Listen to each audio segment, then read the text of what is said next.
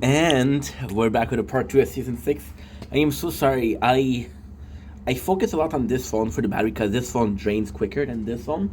So I kind of lost touch. So we were doing season 6, episode 1. Once again, you're establishing the how's the park doing. Randy decided to be a trailer park supervisor. Now, what is kind of cool is we did see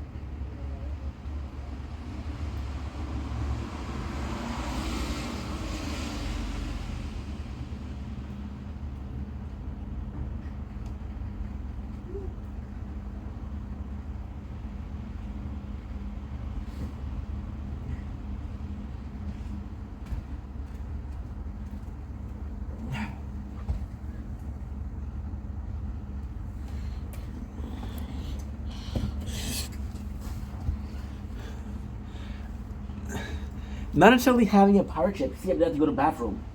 That's why I don't like stop. When I make videos, I like to stop at a precise. Oh, for fuck's sake!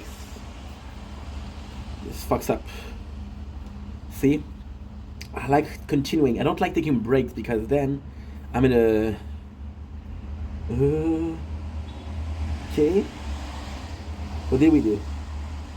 Well, at least we know we're not recording, so let's record. I like not taking breaks because then we just continue. And then when we're done, we're done. Not like, oh, we're not done, so let's continue, right?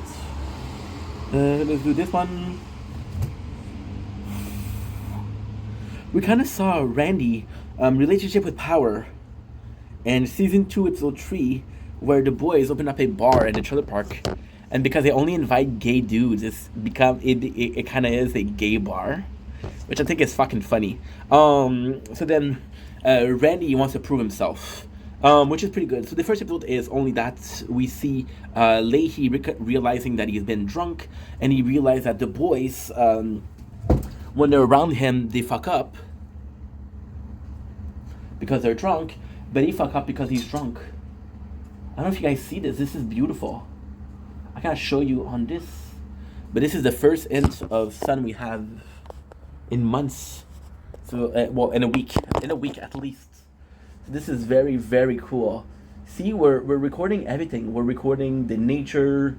We're playing tree playthrough. So it's a lot of work, but man's gonna do what a man's gonna do, right? Okay, so next we have season 6, episode 2, which is a my apologies. Cheeseburger picnic. At the end, Ray gets evicted. He goes to the dump, which does play a part in Trailer Park Boy as a whole, because this is where he finishes life, or his life. He finishes and not legalizes, he's still at the dump. The dump is a big part of Say Goodnight to the Bad Guy. So Cheeseburger Picnic, which is really, really good. Why?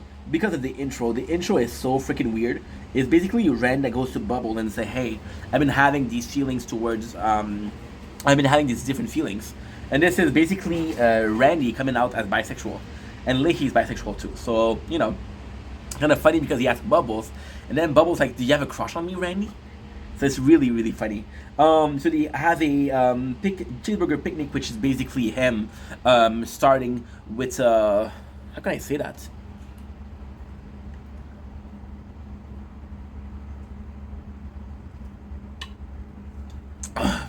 I would say crowning ceremony. Does that make sense? We have one for one of the first time. Leahy doing a confessional, which is really good. We have more of Ricky and Lucy relationship. You see, I'm tired. I don't want to make me content anymore. I'm gonna force myself to pull it through for you guys, but I don't want to do content today. So that's pretty much it. It's not interesting, Ricky and Lucy, because they're constantly on and off. They're constantly fighting. In a perfect world, there would be this one relationship, but they have to be this functioning relationship. If they're not functioning, go away. The problem with Lucy and Ricky is they're too much. It's too much of chaos. It's too much of fighting, right? And it's boring because it's the same thing over and over. Drama is fun.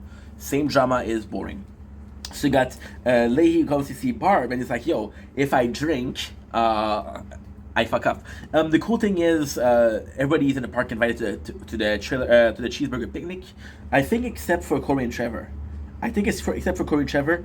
Ricky and Randy are Ricky and Bubbles are saying like we're gonna fuck up the cheeseburger picnic, which is really cool. Ricky, this is great writing. This is really good writing. Ricky is make some prank call to fuck up the picnic, and because of that, this is how we finish the season. Forget about the big drama. This is a good season of Trailer Park Boys. So we have the boys playing pranks. They want to invite Julian. Once again, Julian in the season is very absent. We have Ricky, business, which is Garbage Land, which is super fucking funny because Bubbles has Kitty Land. So what Ricky does, which is smart, is he takes people, furniture, puts them on the road, so it's garbage, and then he picks them up. So it's really cool because he's not technically stealing, or his mind is not stealing, which it is, right? It is. But then even when Leahy follows him, he's like, "Yo, I know what you're doing." So it kind of makes sense. We got the cheeseburger picnic. We have the exact thing in front of us. Cheeseburger picnic. Let's make Sunnyvale to the park a nice place to live. Police and Randy want to talk to you. Let's take control of our park. I love this because so it's kind of complex, but Leahy didn't have a good relationship with the park. Randy has a good relationship with the park, but it's mostly because, and this is more something we see more in the later season, but Ted has a crush on Randy, and Randy serviced him sexually. So yeah, bunch of greasy stuff, bunch of freaking greasy stuff. So they steal some stuff. Pretty simple. We have Ricky and Trevor talking here, and it's nice because you never had those two talking. It's also nice when you have characters that have been there since season 1 that finally talks together. We got the picnic, which kind of fucked up. We see Lucy and we see Sarah get drunk, and this is cool because we often talk about them being drunk, so showing it is something different. We have the picnic, which is basically they're both talking about the police.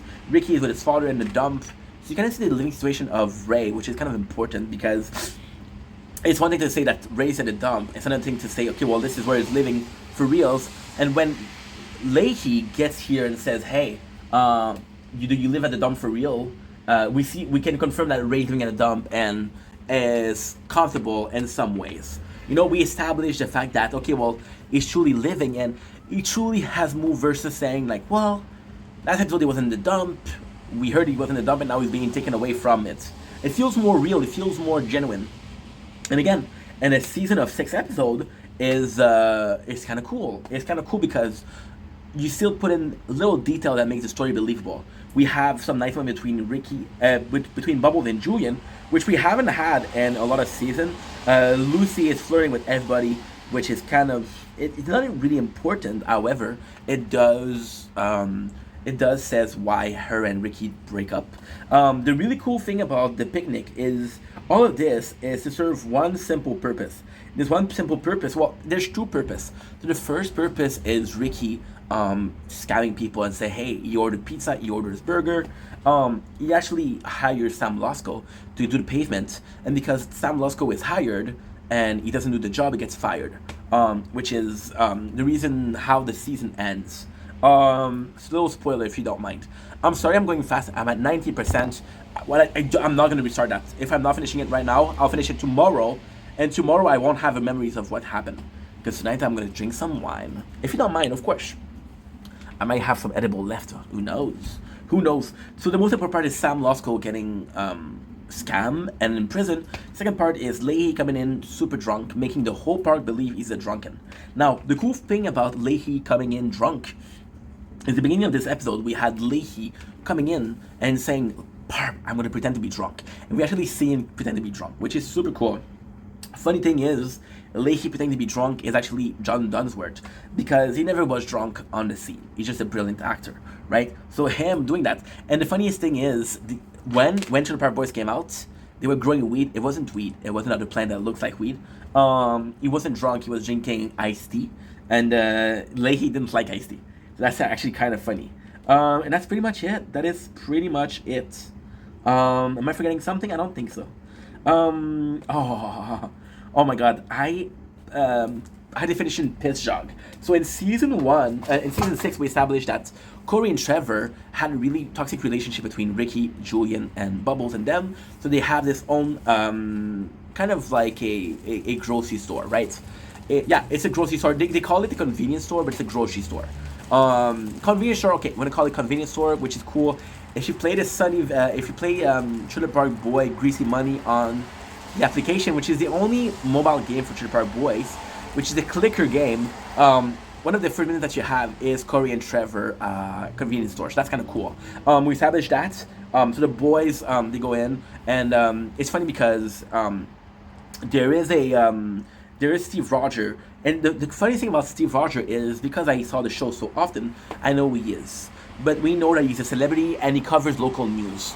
So we saw him in season 2, episode 2, What the Fuck Happened to My Trailer Park, when Sam Losco goes in and gets elected, or wants to get elected as Trailer Park supervisor. And then Leahy wins. So we established his characters, and they even talk about, yo, I know you. So the fact that they mentioned, like, hey, we saw each other, we know each other from this election, it's not really important right now, but back then it was important, because back then there was possibly 4 or 5 years in between season 2 and season 6. So reestablishing, oh, there's a connection here. And the problem with Steve Roger is, Steve Roger will never be a character that is part of this show. For example, Philadelphia Collins, yes, you need to remind us who you are. Sam Losco, you need to remind us who you are, because we see you, but not often enough, right? Last time we saw Sam Losco, he had this veterinarian practice. So why is he doing pavements? You're spending time explaining to me who Steve Roger is, but you don't explain what happened to Sam Losco. You understand what I mean? Kind of crazy. Season 6 is great, because again, I'm going to repeat myself, but it's what Trailer Park Boys should be. And it's a perfect ending to this show. Okay, cool. We have high definition pitch jog. So then Bubbles comes out and have the Kitty Land Love Center, which is a daycare for cats. Now, the way they put it is actually super cool. Bubble always had this dream of having a cat daycare, but you know that Barbara asked him for rent, which nobody did before because he lived in a shed. She's like, okay, well, I gotta find a way to get some money. That's the way you find it. We also know that Ricky sells used furniture or garbage furniture, so he sells Garbage Land. The funniest moment of the episode is when Bubbles do a confessional and say, hey, Kittyland, you must have gotten the ID from Ricky Garbage Land. It's the other way around. It's so fucking funny because people will say, oh, yeah, it's Ricky, just Bubbles, just copy it. No. Bubbles is a brain, right? So I love it. It's actually really nice. The episode in itself is actually really nice because you kind of have this picture perfect of the season. There's very small elements that serve so many purposes. So, for example, we established in episode 1 that Ray's biggest problem in the park was he had piss jog. So he was a truck driver, and because he didn't have time, he pissed on the jug and then he threw it on the road. So he did it on the trailer park, right? And then Leahy, because he's drunk, he's saying, hey, pick up the piss jug and bring it to the dump, which actually leads Leahy to find out that Ray lives in the dump, which is super important in this very episode. What else?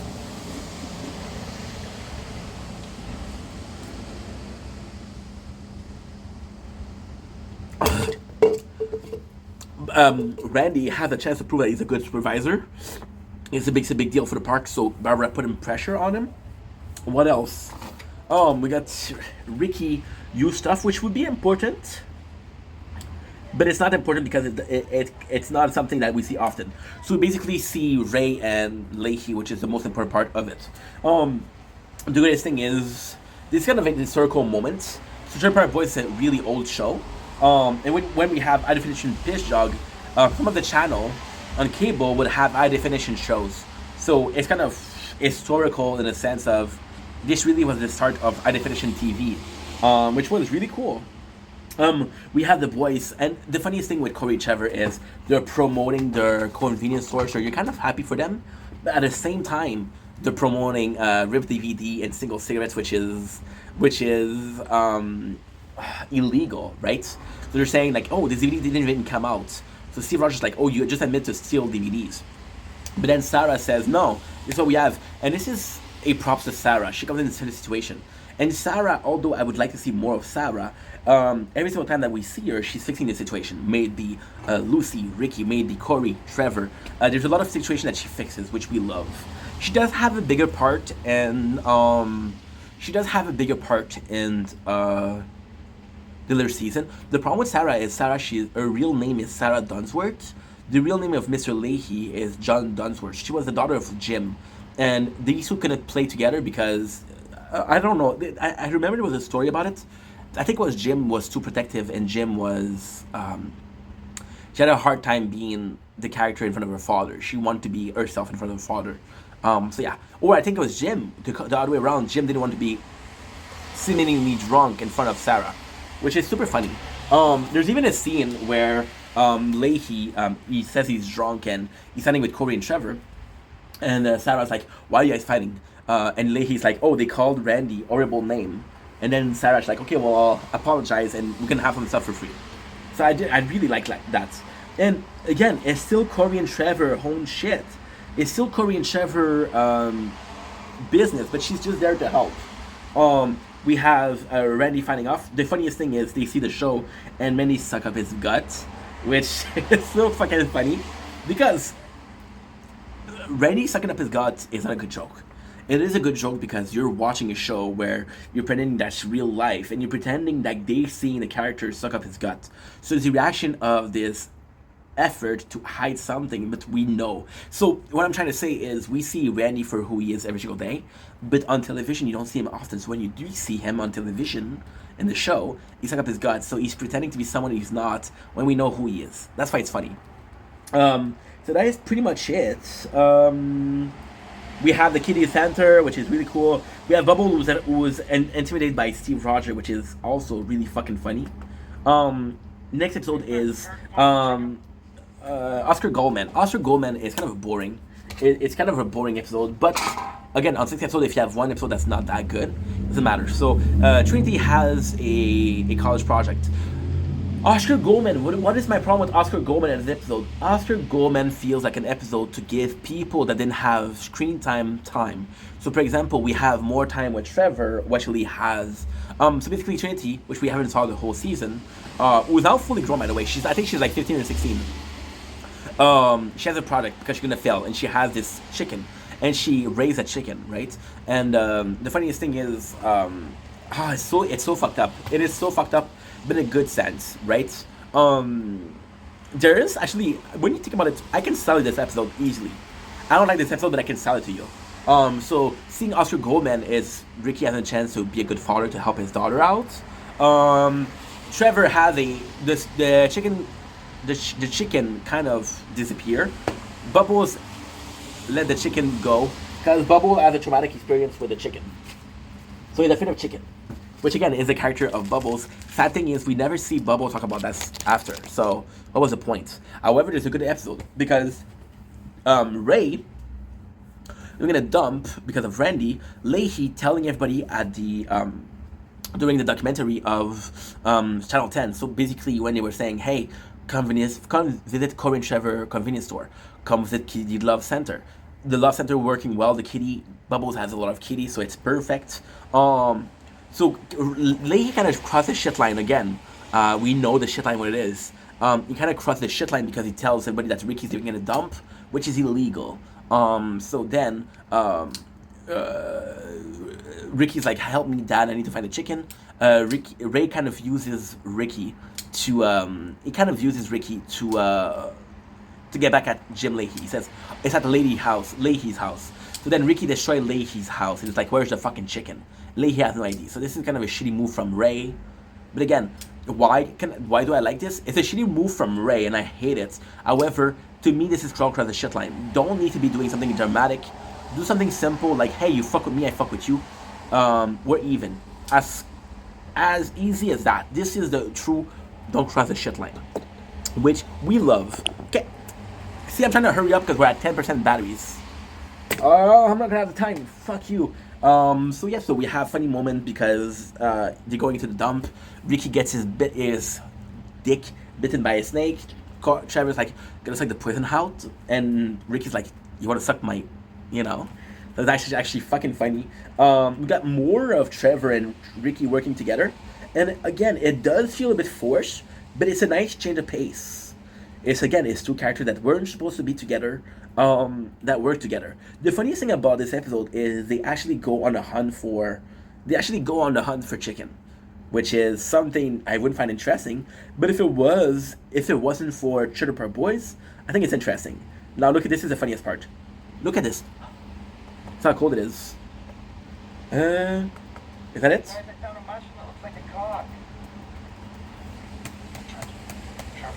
Listen to this.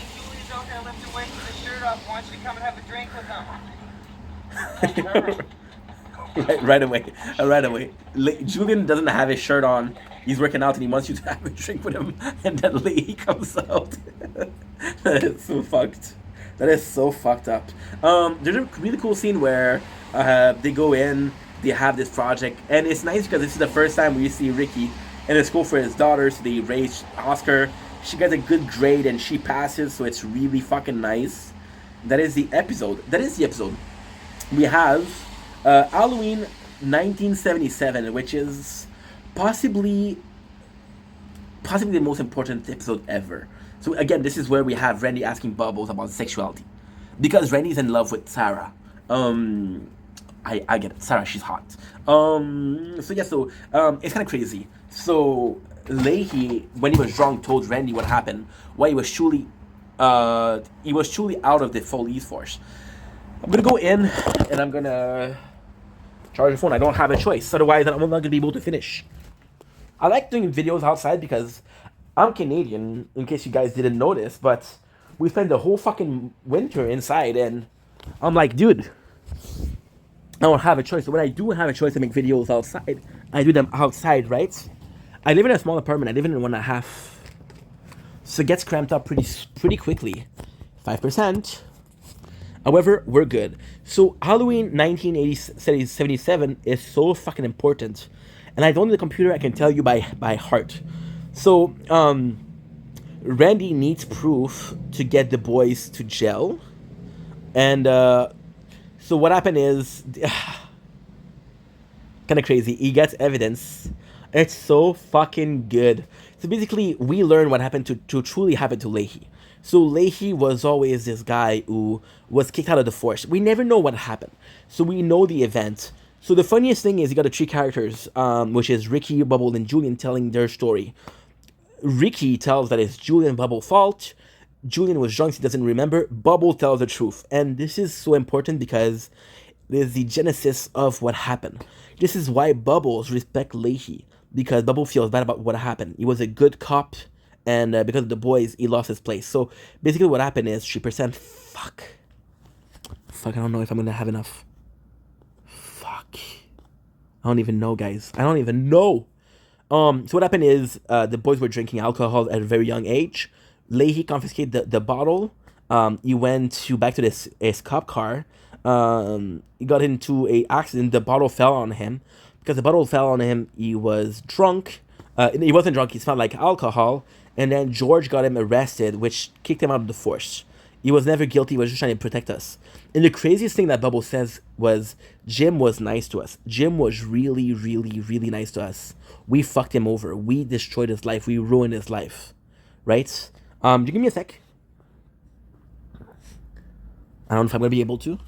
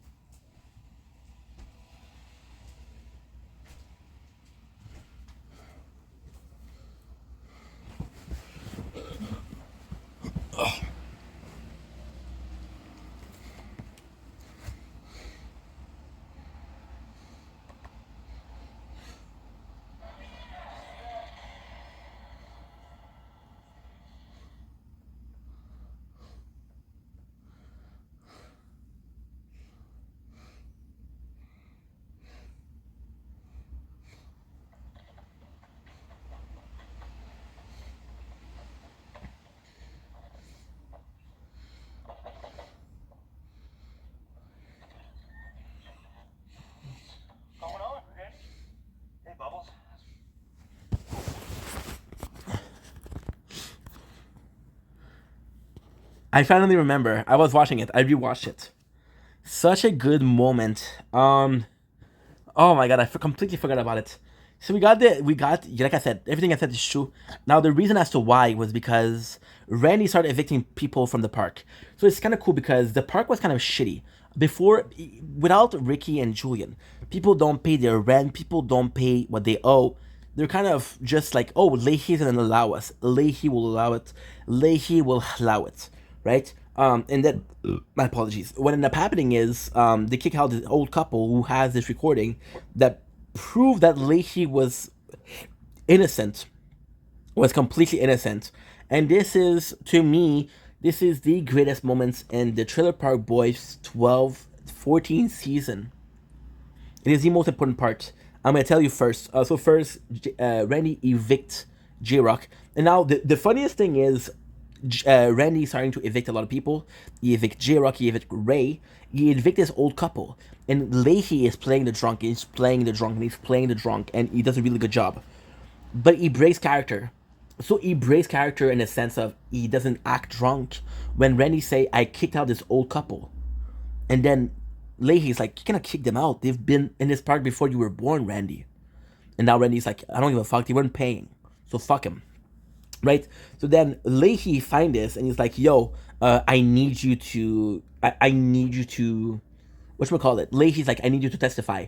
So this is gonna be important. This is gonna be important because it makes a peace bond in between the boys and everything, which is really, really, really fucking cool. So Bubbles like, "Yo, I need you to leave the boy and us alone," and Leahy's like, "Yeah."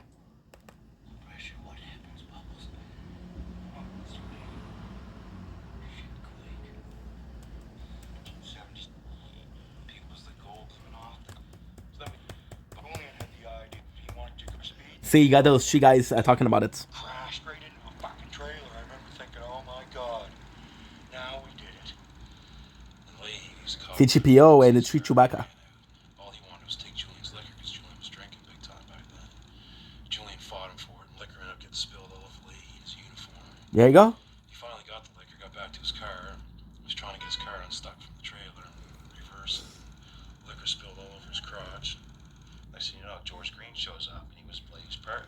He's the stupidest cop there is, and thought Leahy was drunk, pissed himself. And it looked like he was drunk and pissed himself, but he wasn't drunk. I don't think he even pissed himself at all, so it was misunderstanding. Started saying, "Listen, George, this isn't what it looks like." I love this. Told him he was drunk, and as they started arguing, all that did was make Leahy look more drunk and crazy than he actually was back then. Next thing, Leahy's under arrest, and it was our fault. This is the important part. Mr. Leahy used to be nice. Look, this is the most important part. This is really important. Started arguing, all that did was make Leahy. Came down to two choices, and Leahy, well, Fine. resigned. I just can't believe that Julian Bubbles. See, Ricky blames Bubbles and Julian. He lost his career. He lost his marriage. Went down the tubes. This is the most honest the boys have been. He lost his mind. Mr. Leahy used to be nice back then. We turned him into a drunk, crazy lunatic. Unless I'm reading right there, all on or one. Save Jim. It was dynamite. Excellent. So now, so this is the most important part. So basically, he brings the proof that no, I wasn't drunk. I didn't drink that night. This is what really happened. But and Ted, who tells them, "Leahy, you'll need somebody to testify that you're a good cop." So Leahy will go to Randy, but Randy will say, "Fuck you." So then, weirdly speaking, the next person that he's thinking about is Bubbles, which is in Trailer Park Boys season 6, episode 6. Bring my cash back or Randy is dead. So long story short, very long story short, what happened in season 6, episode 5? Randy is starting to kick people out and kicking them out, and it doesn't work, and he's turning the park to shit, right? And Leahy says the right thing. He says Leahy's like, and this is why season 6 is so good. The ending is so good. It's the perfect ending for the series of Trailer Park Boys.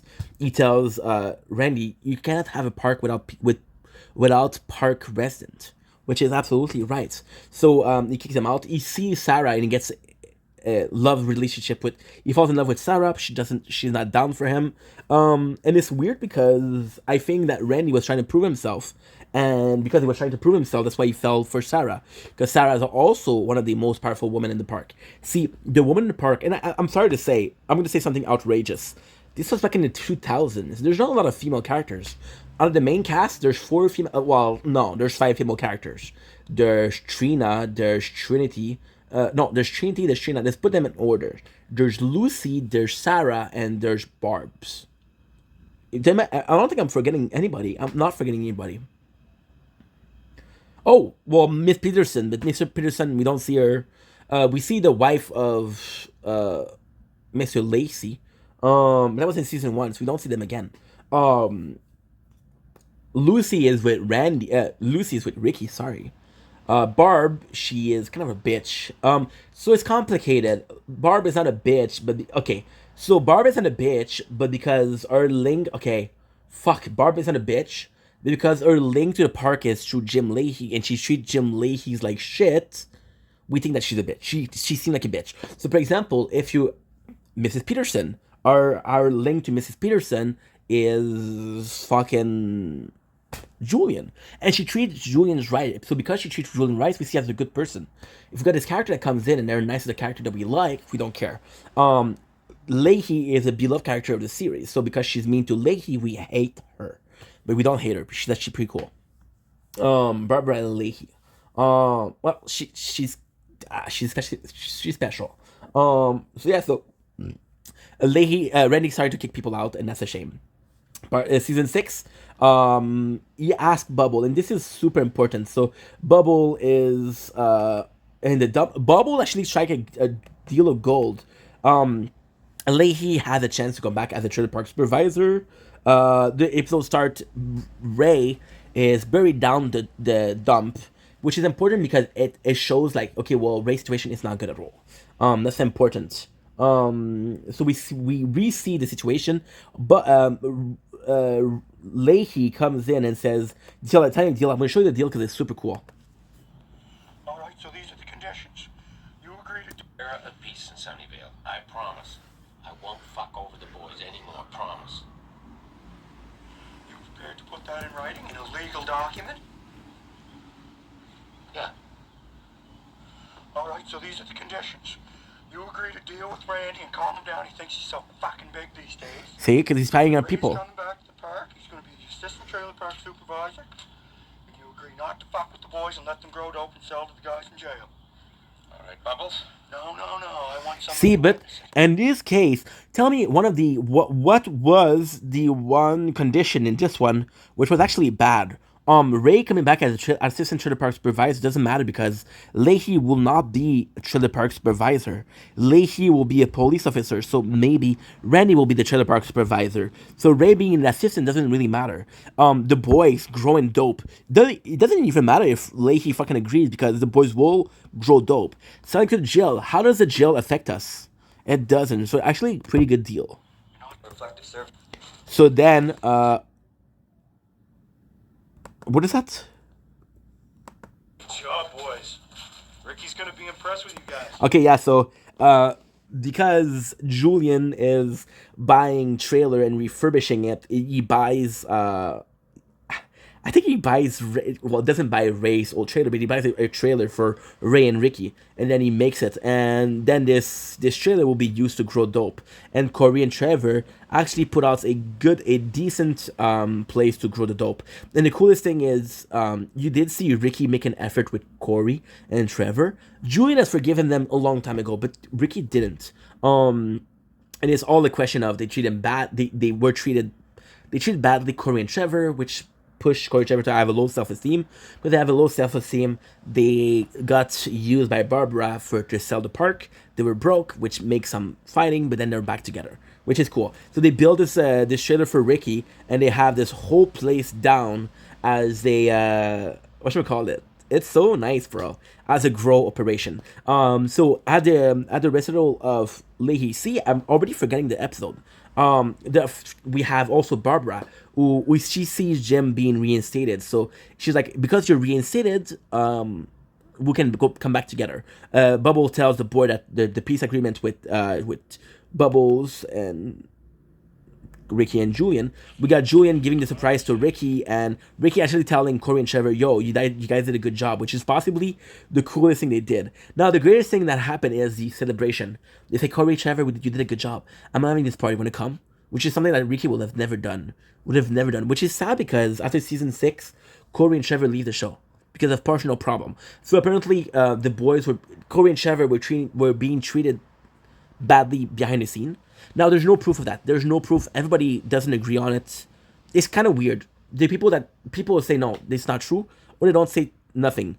If everybody was agreeing that they weren't being treated as badly, you wouldn't say shit. But because you don't know, it's kind of hard to say, right? So that's pretty much it. We have Leahy coming back at the police officer. Give me a sec. I'll show you. This is also good. Criminals. These are my tapes. What? Oh, fuck off. You can't go in that train. I love this. What's going on here, Randy? Look at this. Making an arrest, Mr. Leahy, with the video footage you took. Why are you dressed as a cop? Because he is a policeman, Randy. Officer Leahy was reinstated barely an hour ago. At a hearing that you refused to attend, Randall. These are my tapes. They were stolen from my premises. Therefore, Ted, you know they're not admissible as evidence. That true, Randy? Break and enter? Yeah, I stole the tapes, Ted, but they're friggin' criminals. Let him go. We've got nothing here this time. But Ted, the trailer. Let's look at the trailer. No, I think we've seen enough. Welcome back, Jim. Thanks, Ted. I'm disappointed in you, Randy.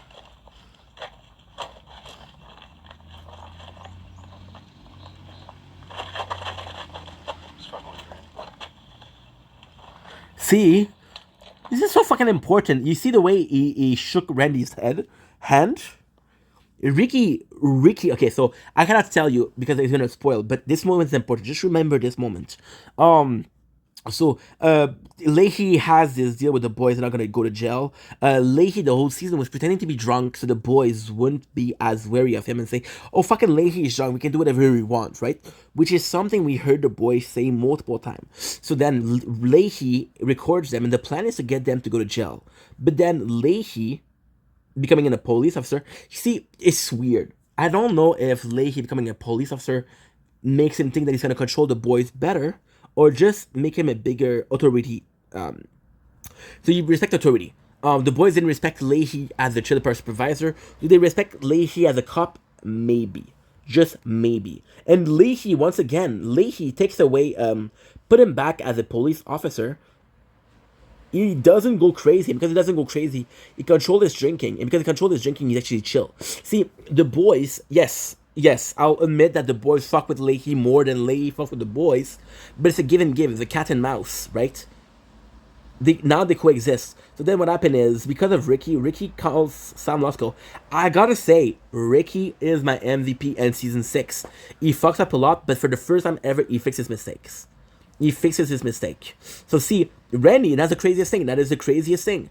Randy, if he went to the tape, if he went to the hearing of Leahy and help him get back in the force, Leahy would have never signed a deal with the boys. And the boys would be in jail. He would have won. They would have won. But Randy didn't want to help. Then Losco come back, Sam Losco, and say, "Hey, I want my money." And then he thinks that Randy is behind it when it's Ricky that made the joke. Because Ricky made the joke, Sam lost his job and lost his income. So Sam's like, "I want my money." So he kidnaps fucking Randy, and then Leahy gets drunk to celebrate his resettlement in the force. And the coolest thing is, he tells Ricky, "I know." So technically speaking, this is so important because, yes, the show's about Julian, right? But technically also about Ricky and Bubbles. Bubbles is a character that gets a lot of screen time, but isn't a leader. Ricky is also a leader, less of a leader than Julian, but still a leader. So then we have the moments where he gets. This is probably one of my favorite moments, and it's this. So you got Leahy and Ricky, and Leahy's like, "Yo, I know what you did." And the craziest thing is, he chooses Ricky to come and get Randy because he know that Ricky was behind the call. He's like, "Yo, you kind of fucked up. Help me get Randy. This is your fault too." And Ricky's like, I'm with my family, dude." And Leahy's like, "I'll arrest you." And like, "Okay, well, I'll help you." So then they get drunk together. And this is one of the sweetest moments. So Ricky's like, "Yo, I'm sorry, Sam. This is my fault." So they kind of save Randy, which is super cool. And Ricky is actually doing the right thing and saying, "Hey, I'm guilty." You could have just said fuck you. Okay, so this is also super important. I love this moment. Thanks a lot, buddy. Fun drinking with you. Actually, I had a really good time getting drunk with you. Give you a lift home, bud? Yeah, sounds good. You know what, Jim? You want to quit the liquor? Start smoking dope. Buy it off me. See, I want this relationship because at the end, yes, they had beef. They had beef, but at the end, they're both willing to go for Trailer Park. They both love Sunnyvale. Ricky loves Sunnyvale. Leahy loves Sunnyvale. Ray loves Sunnyvale. It was always a war, but we don't need to be at war. See, my favorite moments of the show is when the boys they go with Leahy and they fight off Cyrus. They go out, or for example, my favorite episode, and I gotta say it once, I'm gonna say it 1,000 times. My favorite episode is Bible Pimp. It's funny, the story is good, but at the end, they actually go together against Bible Pimp that fucked over this park. Nobody fucks with Sunnyvale, right? So that's actually super cool. So the ending is also super nice. You got Rhea as assistant Trailer Park supervisor. Doesn't do shit. He loved the job. Everybody that was kicked out of the park was reinstated. Barbara, Leahy, and Randy becomes a throuple. And the best part is, they come back. The Kittyland Center is booming. It's really cool. Leahy is being chill with the boys. It's what I wanted. This would be the perfect ending for Trailer Park Boys. This would have been the perfect ending because there's no war, there's no fighting. Everybody's in a good place. Everybody gets along. The trailer park is on peace. Not because, see, the problem with the problem with the problem with the Trailer Park Boys, the main enemy is always Leahy. There's Cyrus, but it's always Leahy. The problem is Leahy doesn't think. Well, Ricky didn't show him that he could improve, it could change. So Leahy's like, as long as Ricky is there, as long as Julian is here, there's no peace. So he constantly goes against the boys, and the boys strikes back, right? But the second that they start cohabiting inside, they have this peaceful season. They have this peaceful ending. See, every single ending of Trailer Park Boys finish the same way. The boys go back to jail. This time, none of the boys go back to jail. None of the boys. They all live in a trailer park and they're having fun. Bubble has a successful business. Julian did something really good. Ricky is growing and selling dope.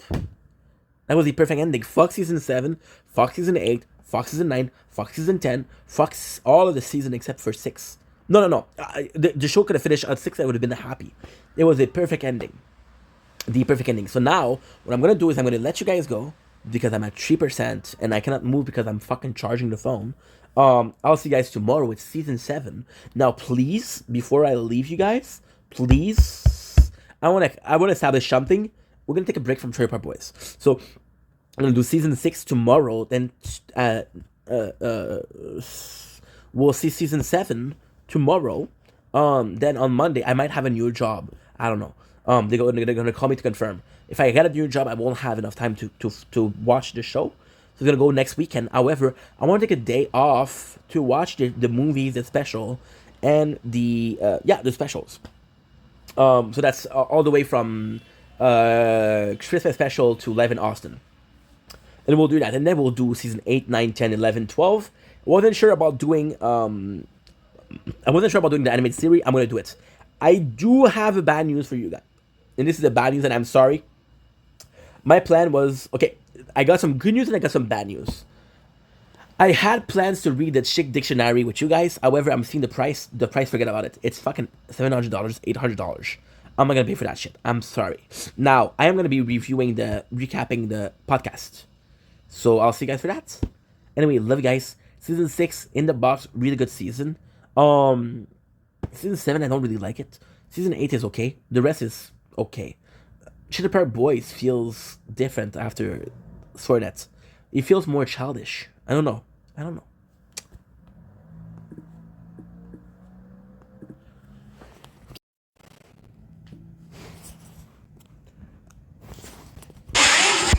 What's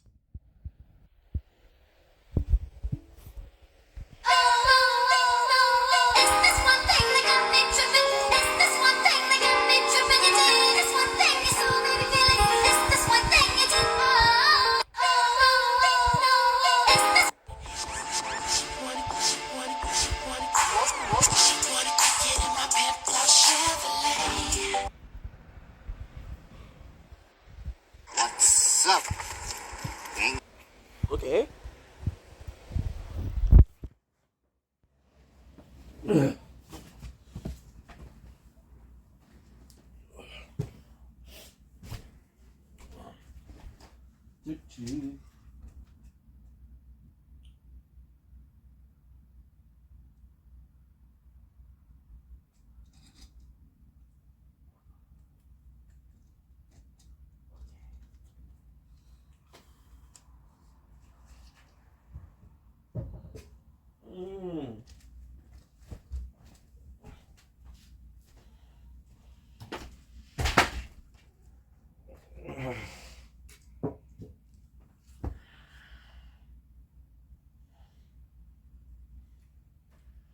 We are to the north.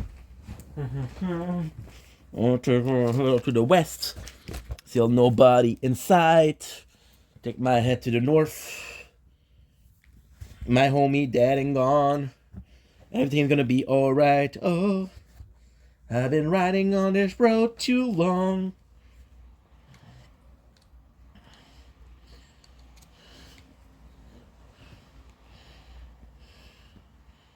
Dead and gone.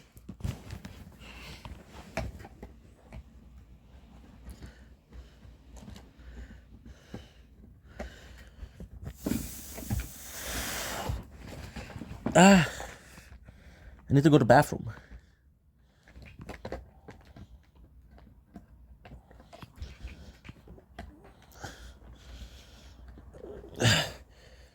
Okay, give me a sec. Oh. Fudge. There you go. See? You hear that noise, huh? Good. Okay, perfect. Now, wait, TV. Oh.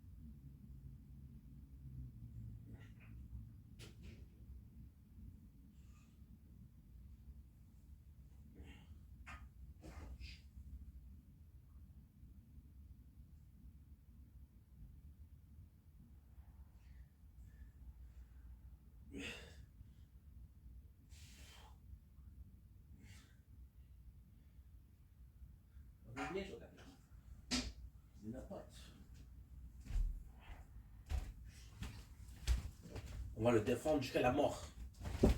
Tu captes? Oh, feels good. Holy. And I'm also gonna take a shower. Because I haven't taken a shower in a couple of days.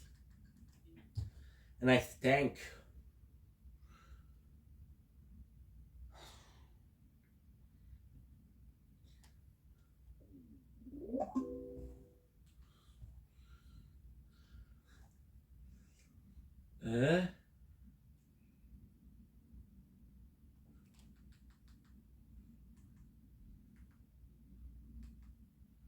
Cheated on me before.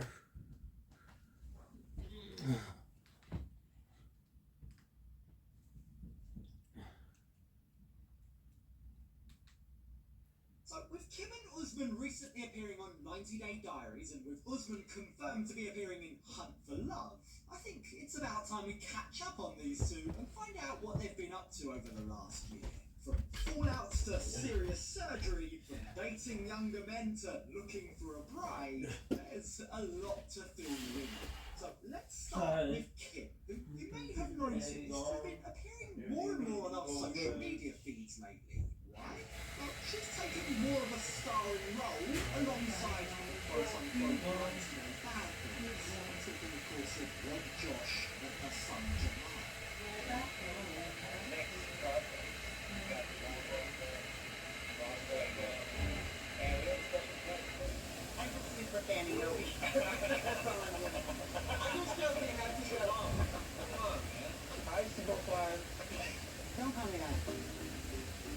Now, we know,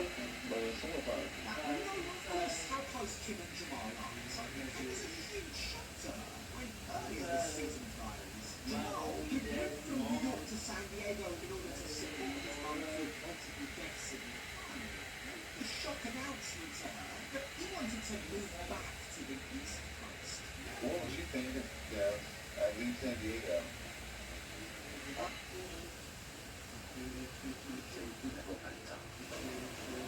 À présent, le sort de chaque être humain sur Terre est entre tes mains. La sauvegarde. Derrière moi, mission impossible.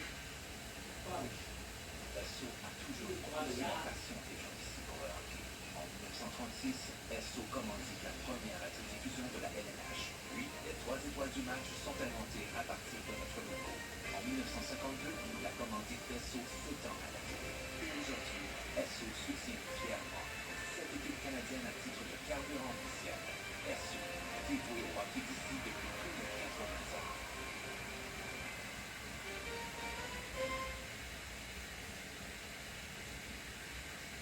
Oh, God, this is awful. I don't know how I feel. Like, it makes me sad. It makes me feel, I don't want to make you feel bad. Kim has been through a lot over the last year or so. That's what Jamal means by not wanting to make her feel bad. In a very short space of time, she not only lost her mum and her older sister, she's also been facing her own health matters. In August 2024, viewers and followers of Kim on social media became increasingly concerned when Kim just completely stopped posting. In fact, during her hiatus, during her absence, a rumour began that Kim had had a heart attack. Kim did thankfully eventually go on to dispel these rumours and call the fake news disgusting. She did go on to confirm that she had undergone surgery for uterine issues. She revealed that she had some fibroids and polyps. Jamal, of course, wasn't ever present by her side throughout all of that. So now, learning that Jamal will be living, that's kind of taken Kim out. It's going to take me a minute to process that. You know, I would never be one that's standing in the way. If you truly, this is something you want to do in your heart, I would never deny you that. From what I can tell from all the research that I've done since this was filmed, it doesn't actually look like Jamal has made that big move yet. But that hasn't stopped Kim from working on herself and working on her independence. Now, her impressive weight loss aside, I haven't been able to wear these jeans in a minute. Look at that. Kim has also been focused on healing herself.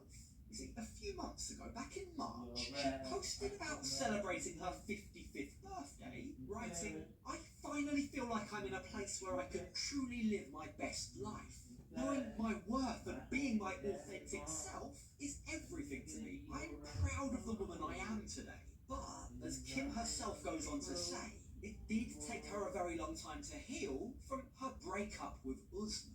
The mind games were just like, blew me away. And it took me the whole 2 years to find my worth again and to find what kind of woman Kimberly is. Breakups, as we all know, especially when you're as invested as Kim was, are never easy. It can take some time to recover. So it's good to hear that Kim is now able to look back at her relationship with Usman and see it for what it really was. It was very one-sided, right? It was Kim giving all the affection, giving all the love, giving all the presents, and it was Usman playing the mind games and claiming that she should be thankful he's with her because he's the one that's sacrificing more. That was a constant battle in their relationship, wasn't it? It was an ongoing theme. Who is it that's doing all the sacrificing here? I feel like it was just way too many sacrifices I was making. We were arguing all the time. We couldn't agree on anything. And I just felt it was better for me just to walk away. Now, I'm not exactly sure that that's how I remember it. I'm not sure that it was Kim who made the decision to walk away. And let's not forget, the last we caught up with these two, in my last update, which I'll include a link to in my description below in case you missed it last year, but last time we did an update on these two, Kim actually admitted that they were still in touch. They did continue messaging each other, even though they weren't officially together.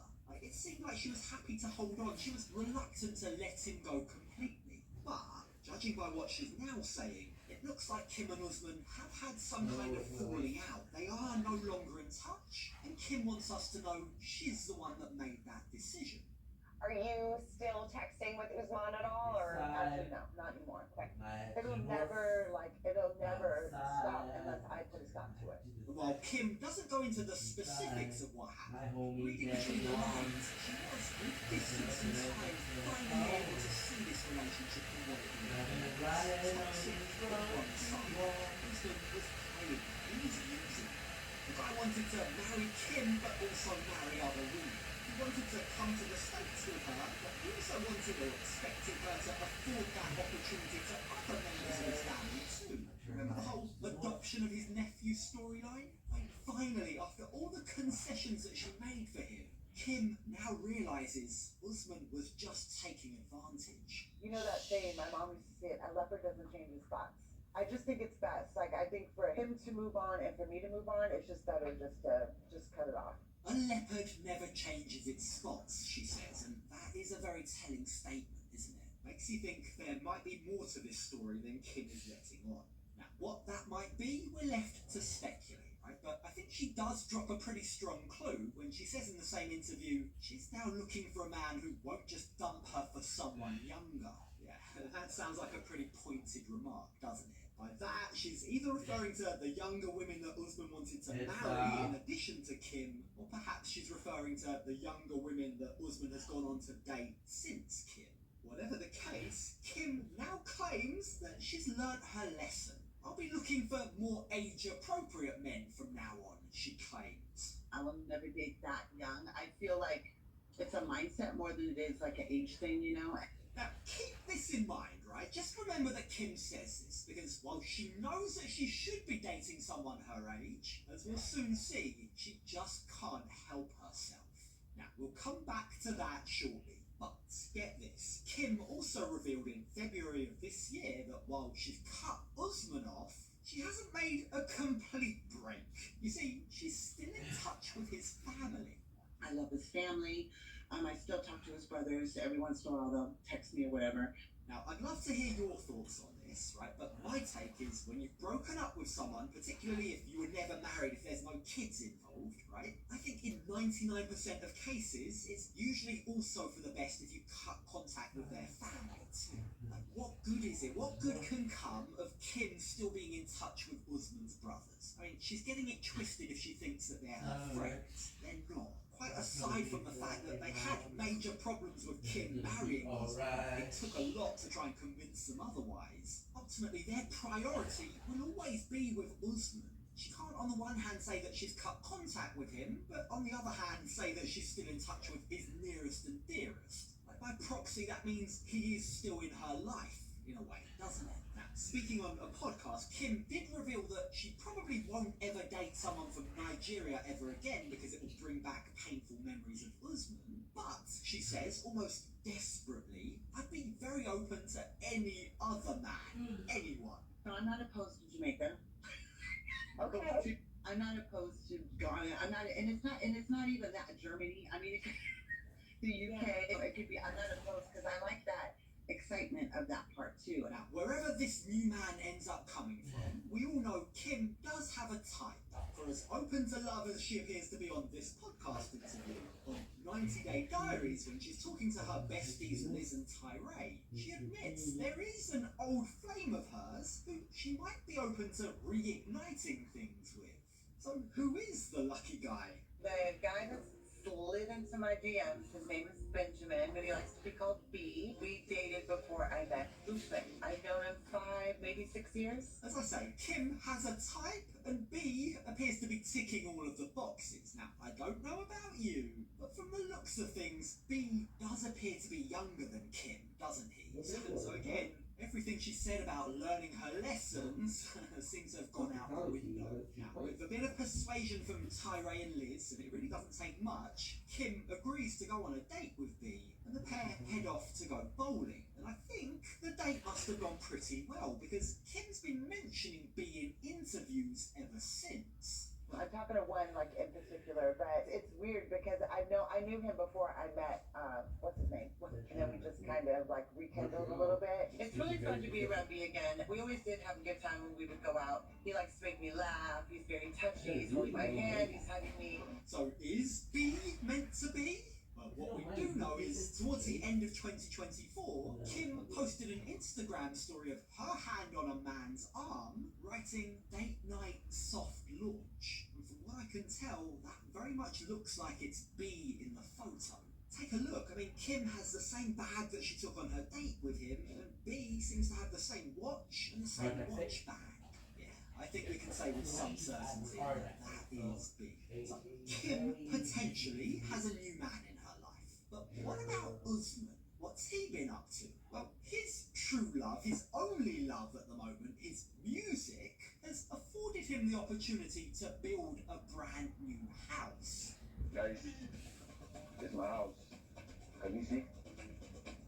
After so many years of hard work, I finally able to build my dream home. Jenny.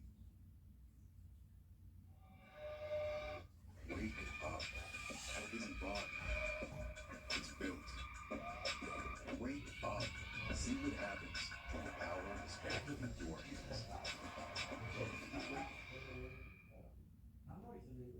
Voici Carl. Il fait valoir ses avoirs avec la banque EQ.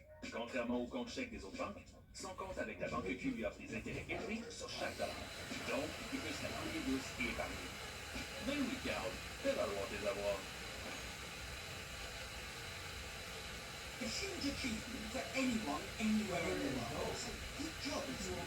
His music career is clearly flourishing. But now he's got this big old house all to himself, and he's feeling lonely. Like he now wants to fill it up with a wife and some kids. I am willing, I'm hoping, I'm praying that now that the house is about to be done, I'll have my beautiful lady, and then we just live in that house and have our beautiful kids. Usman tells us that the house is set to be completed within 2 to 3 months, and he's hoping sooner rather than later there'll be the pitter-patter of little babies running around in there.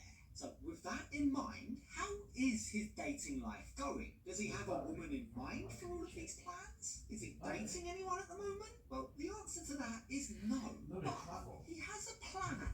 You see, the next time we join him with his manager, his very supportive manager in the studio, is pitching him an idea for how he can find a wife.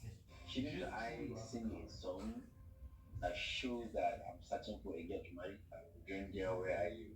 Got it. Yes, got it. Got it. Sounds like a solid plan. I mean, come on, let's not pretend that this is about getting a wife at all. It's not. Usman, as always, is trying to promote himself here. He's trying to use this segment on Diaries to hopefully promote a new song of his. As his manager reminds him, he needs to act while the iron is hot. While you have all these eyeballs on you, promote, promote, promote. You know, most of your songs are now trending. We're on top chat now, so we need to take advantage of this moment. Now, here's the thing, right? Someone correct me if I'm wrong, but is Soulja Boy as big as he claims to be? Is he really trending? Is he really as viral as he thinks he is? I remember asking that same question when they were on the show. They had loads of comments from people in Nigeria saying they'd never even heard of him. Had it not been for the show and his multiple seasons on the show with multiple women, no one would even know his name. So it does make you wonder, like, is this all one big marketing scheme?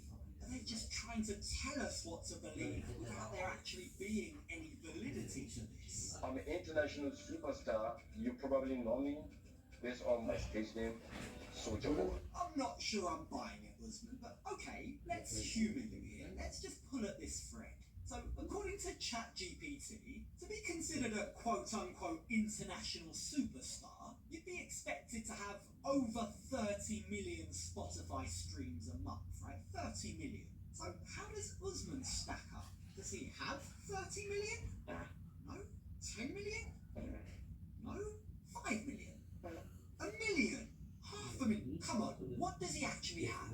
Are you kidding me? 7,585 monthly listeners. Okay, that settles it once and for all. Let's put this stupidity to bed. Soulja Boy is not an international superstar. Just listen to him. It's glaringly obvious how much he relies on auto-tune.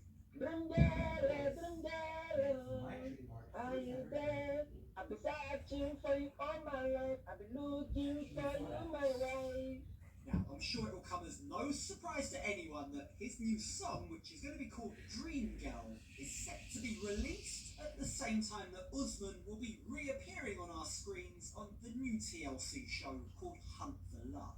Now, I'm going to come back to Hunt for Love in a second, but Usman has released and he's heavily promoted the song on his Instagram. And it's interesting that the video has been shot in London. Usman seems to be spending a lot of time in the UK, specifically in London. As you may recall from my last update about him, he actually brought his ex Kira to spend time with him in London back in 2023. So could this music video be a throwback to that? Is it a hint that Kira was his dream girl? To be fair to him, he is getting some love in the UK now. He does have fans. This young lady was particularly excited to meet him, but just listen to Usman's reaction when he learns her name.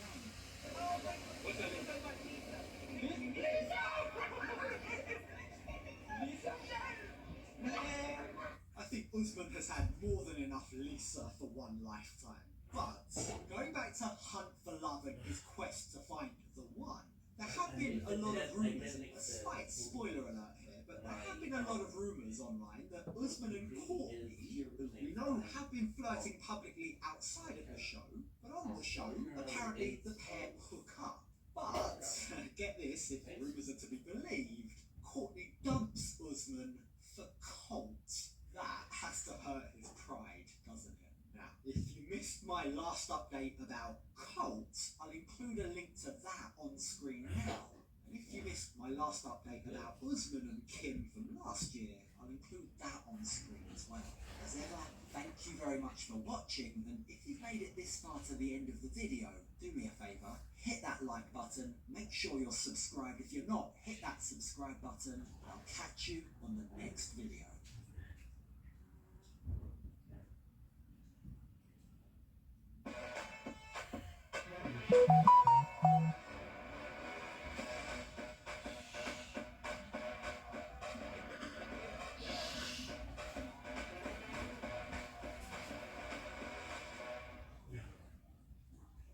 Fermez les yeux, je vous promets que ça aidera. Expirez. C'est le plus beau spectacle sur Terre. Un vrai pêcheur est mérité pour la victoire. Mais ce dont le poisson ne se rend pas compte, c'est qu'une fois l'homme sans portée, il peut lutter autant qu'il voudra. Il est déjà dans le bateau.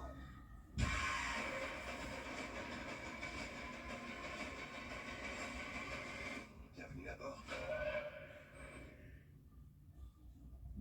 And I probably would leave him. Who the fuck is Gordon Ramsay? Why do I give a shit? But I will not stop helping this man that I care about. And I'm very close to Billy because of your actions, like, oh. Me and your husband is known for past together. You almost divorced me. And Billy, I will never leave your side. Last night I was smoking and playing Warhammer 3. I took a little break from that to glance at Angela's Instagram account, and I made a shocking discovery much like that. My In-End Skincare YouTube video. Angela's In-End Skincare, 50% off. Nah, you're about to tell me that the girl with arguably the worst skin we've ever seen on reality TV is selling a skincare routine? We gotta check this video out. Well, hello everyone, it's Tanya with In-End Skincare, and today we're going to be talking about the beautiful, magnificent Angela Dean. Magnificent Angela Dean. She just started a new In-End skincare regimen. You're not going to believe how dramatic her results are. I'm going to show you all of them coming up. Y'all are probably thinking what I was thinking when I first watched this video. Who is this Summerlin mom trying to sell me a skincare routine right now? I had the same thoughts when I first watched the video because I assumed it would be Angela Dean trying to sell me the skincare routine. So I did a little digging, and it turns out that this girl is Angela's manager and also the owner of the skincare routine that she's trying to get Angela to sell. Angela, I am her business and talent manager. This girl's a self-proclaimed celebrity manager according to her Instagram. I clicked on her link at Managed Cloud and couldn't help but laugh because essentially she's using Angela Dean, who has some of the worst skin I've ever seen in my life, as an ambassador for her skincare brand. This girl's name is Tanya Ryan, and her entire social media presence is fake. She's got 1.3 million followers on Instagram, but the majority are bots. As you all are probably aware by now, on Instagram you can buy followers, comments, and likes. She reaches out to the cast members of 90 Day Fiancé because no legitimate brands would want to work for them, so she instead manages them and uses them to sell her cosmetic products. Tanya's a self-proclaimed celebrity manager, Vegas socialite. It just seems like one of those kids that got out of high school and all of a sudden were a DJ, dance instructor, and they just had like 5 careers, but they didn't really do anything. Now, devil's advocate, let's pretend we don't know that Angela's a complete piece of trash, and we see her picture next to a skincare routine. Why would I want to buy skin products from a girl that looks like a walking, talking ball sack? Okay, so for all of you that are asking, yes, I'm going to give you Angela Deem's skincare regimen, what she's been using, and all the lowdown on how and why she's looking so amazing. I'm getting mixed signals because essentially as a customer, I would have to pay to buy your shitty product and then look like Angela. That would be like buying prescription glasses from Stevie Wonder or marital advice from Will Smith, right? Like not the smartest thing to do. How did she expect the reaction to be? What's that, Tanya? 50% off a skincare line that can make me look as terrible as Angela Deem? Please take my money. I play these scratchers a lot. Do you guys play these? I just found out about these and like I didn't win yet, but could you imagine if I had 17 and I won $5 million? Like, that'd be insane, right? I would actually start making videos like Mr. Beast and get you guys more involved in Paycast. So make sure you're subscribed because like I'm a real one. So first off, yes, Angela is, I've been working with her for months now. I'm her business and talent manager. You've seen her. She's one of the most talked about cast members, and she's also a great friend of mine. Weird flex. A lot of people thought perhaps because her results look so dramatic, they thought maybe that she filtered her pictures or whatever, but she absolutely did not. We started this at the beginning. It's been almost 60 days ago, and then almost 60 days after, she sent me her after pictures, and there was a huge difference. She did get some Botox in the meantime. She did get a little bit of fillers here and there, but that doesn't matter. How does it not matter that Angela got fillers? Is this girl serious? This is Angela's before and after photo. It appears she saw Dr. Browliff McGee. Fillers improve the appearance of facial lines and volume loss caused by aging or certain medical conditions. That smooth feature on Facetune goes crazy though, not to mention the lighting is different in both photos. And Angela has really been working on taking care of herself. She's been working out more, drinking more water, and now using her skincare regimen. This is one now. There isn't one reputable brand that would work with an abusive train wreck like Angela Deem, so you added her to your roster, but man, you thought that someone would buy a skincare routine from Angela. That has to be the funniest joke I've heard all year. It took me about 10 seconds of glancing at this girl's Instagram to notice that she's a fake socialite living in Las Vegas that facetunes all of her photos, so it's especially funny to see someone that owns a skincare brand facetune all of her photos. Just very telling. Oh my god, Tanya, are you the CEO of Luxury Lifestyle USA launching in 2023? Clicked on the page and it was equally underwhelming. Picture of a jet, Maldives, etc. None of these were her photos. She was just reposting other people's photos. We're only about 20 seconds into dissecting Tanya's life, and it's very clear that she's someone that would rather appear famous than actually accomplish anything noteworthy. Look guys, I got a picture with Joe Rogan. That's totally wicked.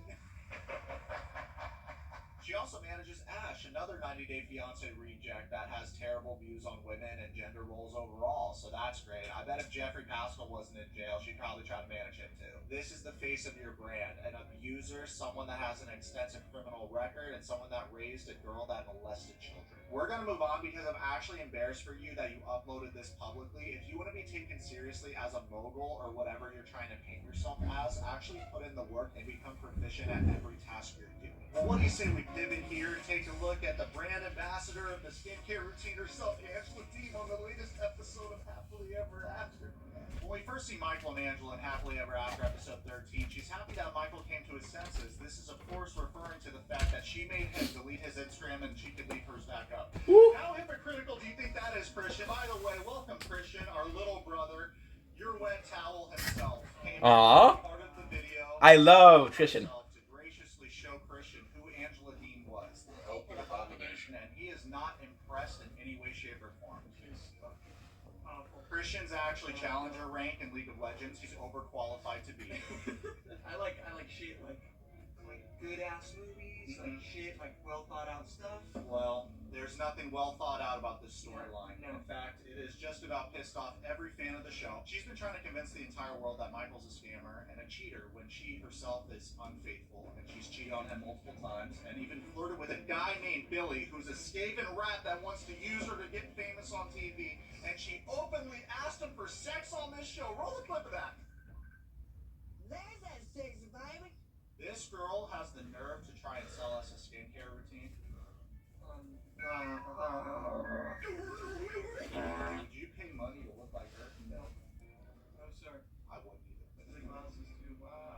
dressed up like the American flag today. Michael had to delete his Instagram, but she's allowed to post a video of her doctor dancing that I'm assuming she has a crush on, because she's the kind of girl that wants to throw her badge at just about every guy she sees. And he's kind of smooth. Dr. Layton. You know what we watched the other day? Top Gun with the whole family. So we're going from watching just a timeless piece of an 80s film to watching trash TV. Does she have kids? I'm happy that you said that, Christian, because one of her daughters went to jail for child molestation. Wow. Our last video was nigga got it. I know, and that guy put me out for like years. You know what's funny? I always traumatize you every time we're in a video together. I never just play something tame. I'm always like trying to leave.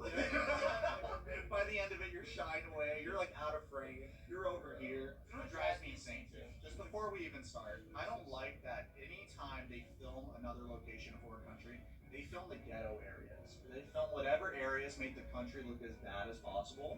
It's never like a nice mall or a nice shopping center. It's that agenda of America is this utopia and everywhere else is trash. I'm just grateful that you come to your senses. Whoa. Would you rather have $1,000 or go on a date with a Playboy bunny? Probably $1,000. What about $10,000? $10,000? Are you saying I'm not hot? No, I just really like 10 grand. That's kind of mean. No, it's not. It's just not. I got you yet? Yeah, you damn sure did. Did you tell me before your eyes? Nope. Okay, so just to be clear, she flew over there, Christian, unannounced, destroyed his bar. Why, Ayana? Coco had milk chocolate and lit. And the reason is because Coco is so fat that the amount of milk chocolate she ate was not harmful to her. She was at 20% chance of getting diarrhea from milk chocolate. She didn't even get diarrhea. There was no effects that she had after eating chocolate. Like, that's how chunky and fat she is. She literally is just a tank. She can tank poison because she's so fat. Look how proud she is of herself. Well, that's why it's a slippery slope, because he's emotionally Coco had milk chocolate. And you don't blame him. But I think he's still putting on a face because he's this close to him. And he's this close to coming. Lando. If you have like 5 years in that, Lando! you gotta see it too. Otherwise, what was it 5 years for? Like being emotionally abused, physically abused, verbally abused. Treat someone like a man. Don't share it with my female. Because I don't get upset at my female. I need to get outside of the car, I'm happy. You got stuck in my hair first. I'm just gonna go down and make it simple. Like, she should have never arrived in my career.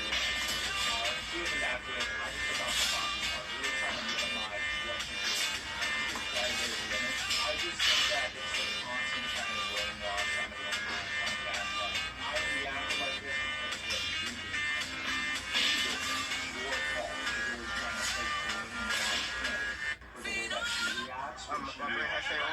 Hefe Aura? I'm just gonna get something real quick. Keep going. Okay, thank you so much. I've been telling you, don't interact with the fans. You knew that since the first day. Keep walking. Because you're going to excite them, and if it gets shut down. Alright. This man here saying what he You know what is happening to you, right? over here not here, and I'm at the smart part.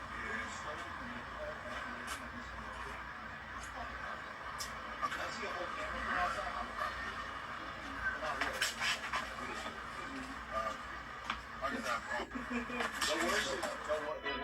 Which comic book character wins in a fight? Spider-Man or Wonder Woman? Wonder Woman or Thor? Thor or the Hulk? If it's currently, it's going to be Thor. The most known depiction, I would still say Hulk. The Hulk or Superman? Superman. Superman or Dr. Manhattan? I mean, Dr. Manhattan can just create an entire universe with his mind. He's just too overpowered, man. Like, he can do whatever he wants, literally, at any point in time. The power of thought is faster than the power of, like, light. Dr. Manhattan or the Spectra? Manhattan. Dr. Manhattan or Galactus? Manhattan. Dr. Manhattan or the Living Tribunal? In essence, the Tribunal. Like, in theory, I'm going with the Tribunal. He's just more like a piece to existence. He's like the judge of what multi-universes can have and exist with. I'm going with Tribunal. The Tribunal or the One Above All? One Above All. The One Above All is the creator of Marvel. It could be the writer, it could be Stan Lee, but it is the god of everything. He created.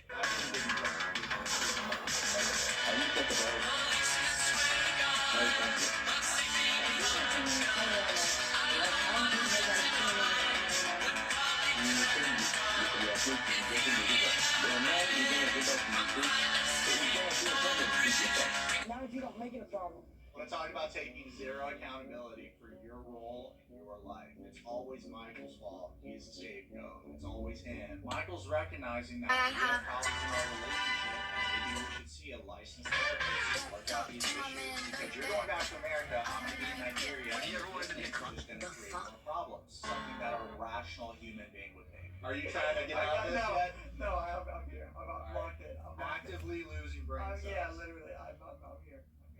Just pretend someone on your team is trolling. You know, it's a challenger game in league, and someone is trolling. It's better than Nikocado, I think. At the end of the video, we'll review a little Nikocado avocado. Okay. We need it. Because we secretly do. We love him. I think that Nikocado avocado is a genius, and we had to explain to our father the other day why he's a genius and how he's a multimillionaire. Because our dad was like, there is no way that this fat fuck right here is a millionaire. That's what our dad said. And I was like, no, buddy, he is a millionaire. That's fair. That's what anybody would say. I had to explain, no, he is a multimillionaire. And he's himself to an early grave. And then you see the clip of Nikocado filming under his belly. Jeepers creepers. If he just did a diet or did a workout program and completely turned his life around, did a fitness journey and filmed it, it would be the most watched documentary series on YouTube. Maybe he loses because you know, like it's like when you lose the weight, maybe he's half as funny. You know that shit goes. Yeah, you think so? It's the Jonah Hill. The Jonah Hill thing. But Jonah Hill's a hell of an actor. No, he's an I'm amazing. not trying to shit. Have you seen Maniac? Michaela showed me the show called Maniac, and it was incredible. It's about Jonah Hill, who plays a schizophrenic guy with a family that's like very rich, influential, and he's kind of battling internally, you know, the fact that his brother did a very terrible thing to a girl, but the family's covering it up because he's the favorite son, and they send him to like this facility to get him on meds, and he has to say that his brother didn't do anything when he knows he did. So he's struggling with what the right thing to do with it. Holy shit. You dive into it, and the acting's incredible. Emma Stone's in it, too. Love her. So, yeah, Maniac. Check it out. We just watched the new Black Panther, and it was fucking awesome. They redeemed themselves. Marvel was really shitting the bed. They were on our shit list for a while. Doctor Strange. My name's America, and I punch stars through the metaverse. Sold out. Sold out. Thor God of Thunder at the end of the movie. Hey, guys, I have a good idea. Look, I'm a Marvel writer. Wait. Hold on, let me put this on. Hey, I'm a Marvel writer for Disney Studios. I have a really great idea. How about at the end of Thor God of Thunder, we have all the kids inherit the power of Thor and make it like Spy Kids. Yay! Inclusive for all the kids. They've lost their fucking minds. They just take a good thing, something you love, and they just destroy it. Like Star Wars. All the latest Star Wars movies are dog shit. Terrible. The worst. Sold out. And I got a bone to pick with Bezos. The Rings of Power is one of the worst shows I've ever seen in my entire life. I anticipated this show, Christian. I read The Silmarillion. I'm a nerd.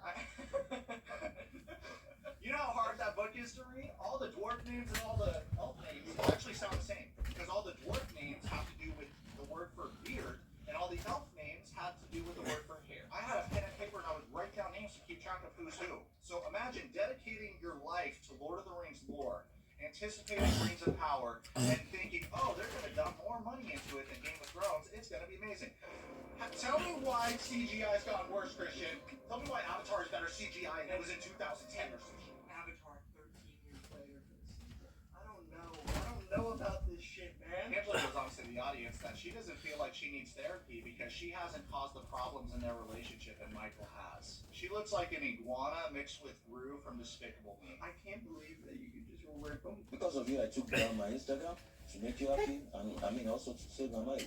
But yours is still up. Well, I don't hear about yourself for about the next 30 years. But you can talk to men on social media. Oh, yeah, Michael. Yeah, give it to her back. The Zorro snap of doom. Yes. Finally said something. I think so too. Went for it. Let's go. Way to become a real Nigerian man, Michael. Stand up for yourself. You know, the minute that they stopped filming this, she got in his face and said, "You dirty motherfucker, how dare you do that to me on camera? Don't you ever do that to me again." If you want to keep an eye on me, maybe I should start keeping an eye on you too as well. Oh, you just, that's petty. That's petty. You just do it because what you had to do.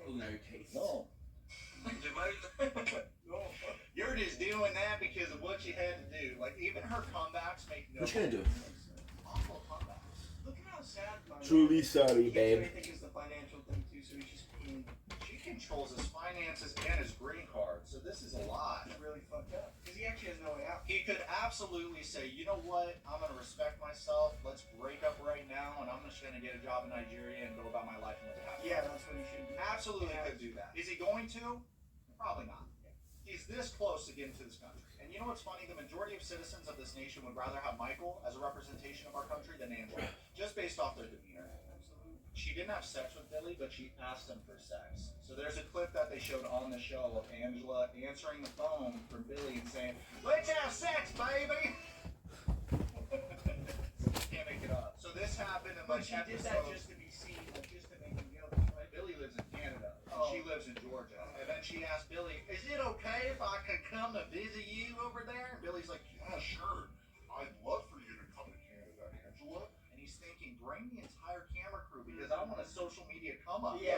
Do it one time, come up on the Instagram, start selling tea. Yeah. You start drinking that tea. You start drinking that. The sponsor tea. Yeah, the sponsor tea and the sponsor weight loss. How about this, Christian? She got gastric sleeve surgery and then tried to sell sponsored gummy vitamins that help you lose weight. So wrong. Yeah, clap it up. Christian's starting to shy away, you guys. Angela just said, "You can open my legs, but you can't open my ears." Don't leave, Christian. Don't leave. She starts laughing Wow. at her own joke. She says something. She has the Amy Schumer humor. This is a serious conversation. He's trying to better the relationship.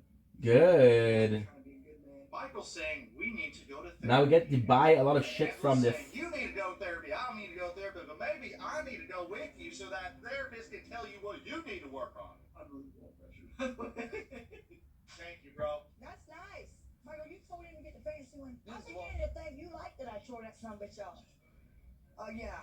That better work more than one time tonight. Michael's like liking his dancey dance. That's all you can do. That's so funny. Yeah, he has to work it off for the fans. Yeah.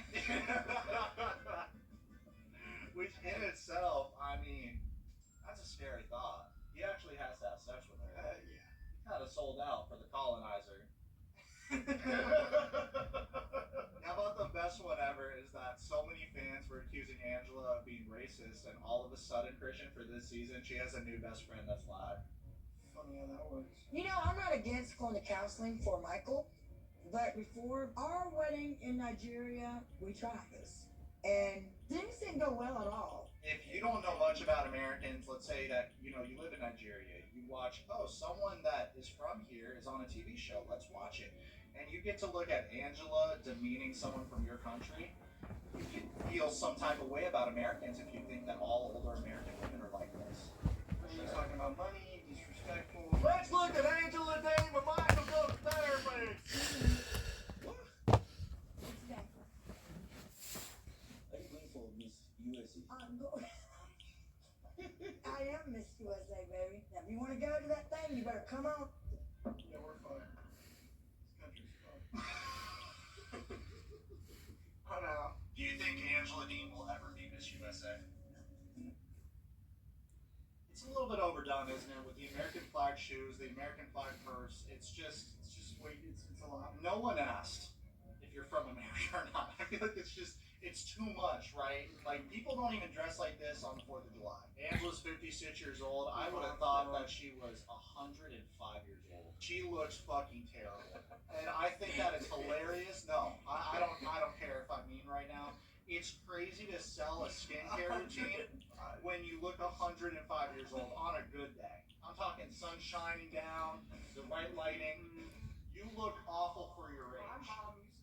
Mama said that. Angela says to the audience that she's hopeful walking into this therapy session because Michael's finally going to put work in for the past 2 years. Like, he hasn't put in work for the past 2 years. Which is funny, Christian, because every time she talks to Michael, you want to see how she answers the phone? What do you want, you piece of shit user? Look at him trying to use me for a drink card. You believe this right here? You do me like this? He does look fly, though. Nigeria has great style. I love the colors. I love the shirts. I want to go hop on a plane there and buy a bunch of clothes and come back because the style in Nigeria. He's trying. She's giving up. Even though I took down my Instagram, my social media, Angela and I still have some problems to resolve till I get to the US. We know what he's here for, and you know what? At this point, I'm surprised he hasn't tried to clear out her bank account yet. The amount of disrespect she's thrown at him. I money isn't worth the disrespect, and I'm very surprised that Michael hasn't crossed that point yet, because to be honest with you, if I was in his position, you couldn't give me $1 million to have somebody talk to me like that. It's not worth it. I'll work hard to get it. For him to be the only one that has to compromise in this relationship, he has to delete his Instagram. She can flirt with men on Instagram. It really does hurt. That's how the majority of fans of the show feel. It's tough to watch. But you know what the producers say? They said, keep rolling the tape, baby. Keep on rolling the tape. Woo! Modern day slavery. Woo! Really dealing. You want abuse? Boom, you got it. Oh, you don't want abuse? You got it anyway. He was the best. You know who else was the best? Randy Savage. Because he's not out of this universe or something.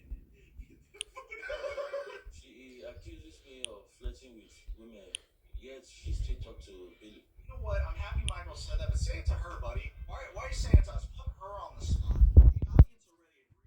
We want to see you press her about that. Saying the distance has been causing problems on his end, because he would have to tell me he loved me, and then he had an Instagram I don't approve of, and we have problems in our marriage because he's over here talking to women.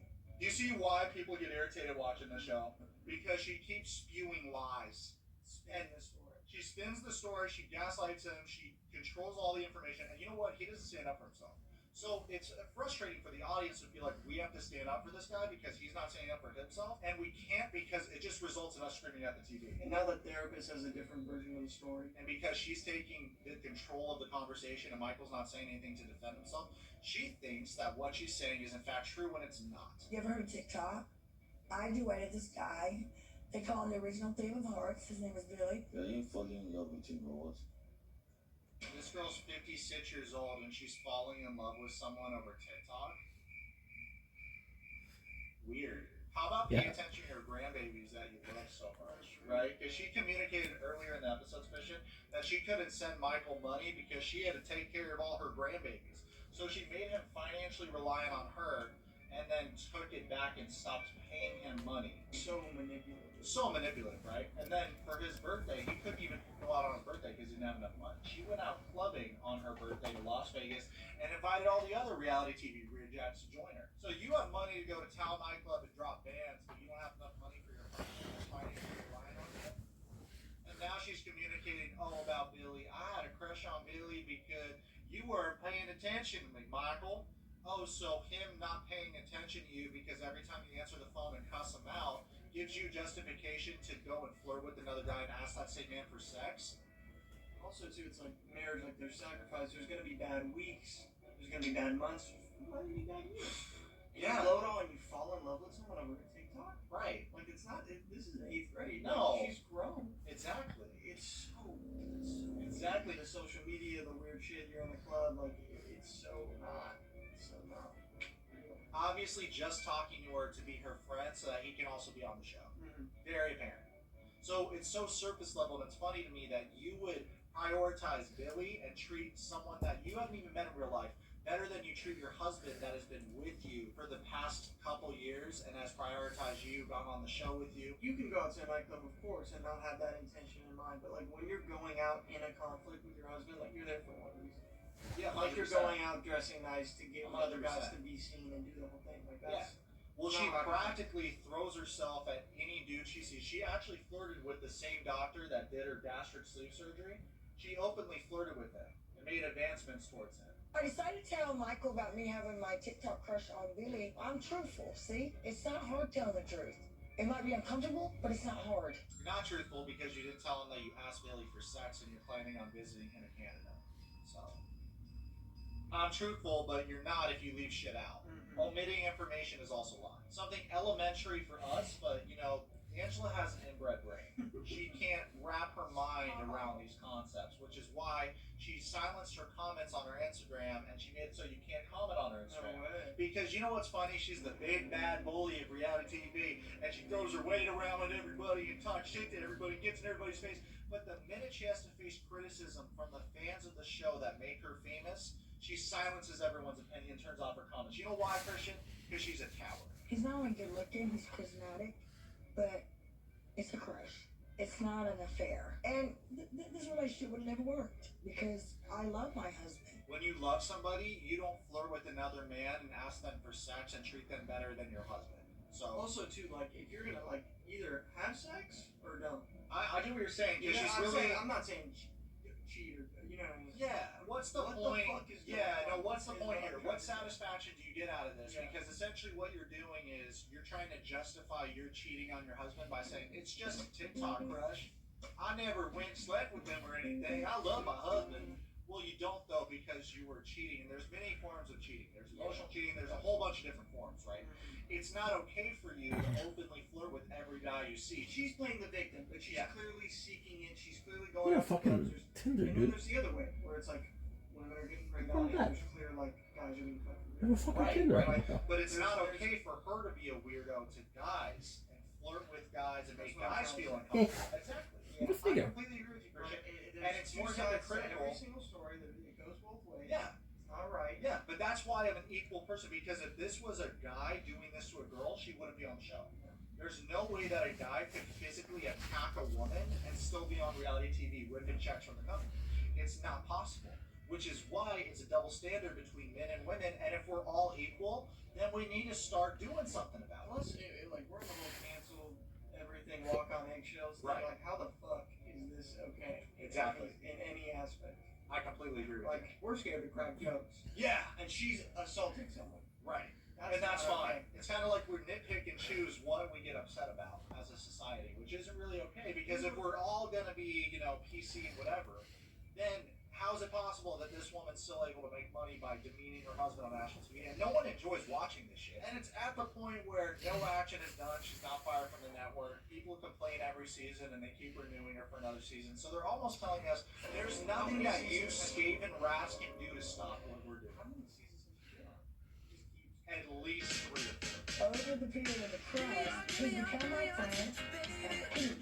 I told her that I will come over and say You come over with.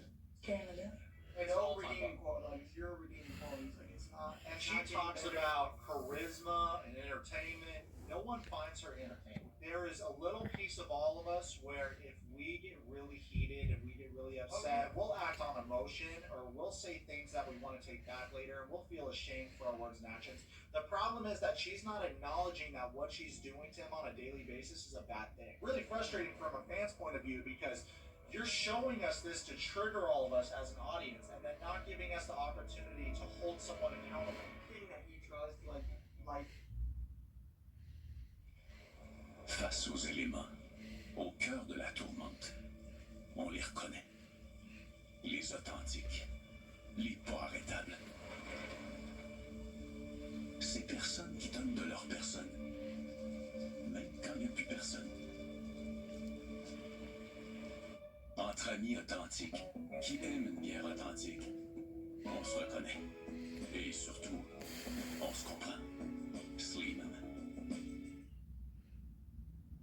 Light it up or do something different. Like, right. When you're in that mindset, you're just like a person like this. Like, you just can't. It's not getting better. You're bringing everybody down. Right. Like, you're not taking steps. You're lowering taking everyone's steps. vibrations. Right. Everyone. Steps. Yes. People will try to get you. Like, got a friend. I'm sure that everything she says, it's like, well, Michael did this. Like, Michael did that. Like, The friend's the worst. Fucking really. The friend, Renee, is the worst because she's only friends with this girl to put herself on reality TV. She feeds her ego, and she has the worst fake Louis bags I've ever seen in my life. Other than Kim. Kim has fake Louis bags too. There's a lot of people on the show with fake Louis bags. I'm so not. Drives me insane. I came up with it. You know how you are with League of Legends? Yeah. This is me with this world. I get sucked in, Right. and it's crazy. And it makes me insane, and it makes me irritable and angry. And after, I have to talk to my brother, I have to talk to my girlfriend, I have to talk to my family. I have to go on a walk with our big stupid dog, Billy. That's the cutest guy, drooly, big, stinky bear. You know what's funny? He's the dog from Sinbad. Sinbad has a mastiff too. We all have our funny ass voices. We call them too. We all make the dumbest. I say,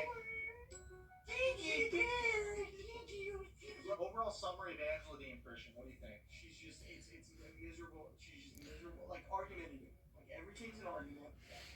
She's not making any steps to, like, be a better person, but she doesn't want to be. And here's the thing too, usually I wouldn't make videos on someone like this because with narcissists, the best way to combat them is to ignore their existence. However, a lot of the fans are outraged that she's still on the show, and I'm pretending like I have a microphone, but I don't have anything in my hand. I'm making videos to raise awareness because it doesn't matter if you're a man or a woman. If you're abusing someone on national TV, you should be fired from the network. We can laugh at the street. That's the problem. Is it's not entertaining. She's not charismatic. She's not funny. It's not a great thing to watch. There's nothing about it that has any redeeming qualities, and it shouldn't be televised. That's it. Now, you know who should be televised and who inspires me to work out and who inspires me to better my life as a human being? Nick Avocado. Let's roll the clip. You know, we can afford these prices. Throw it down for two. And this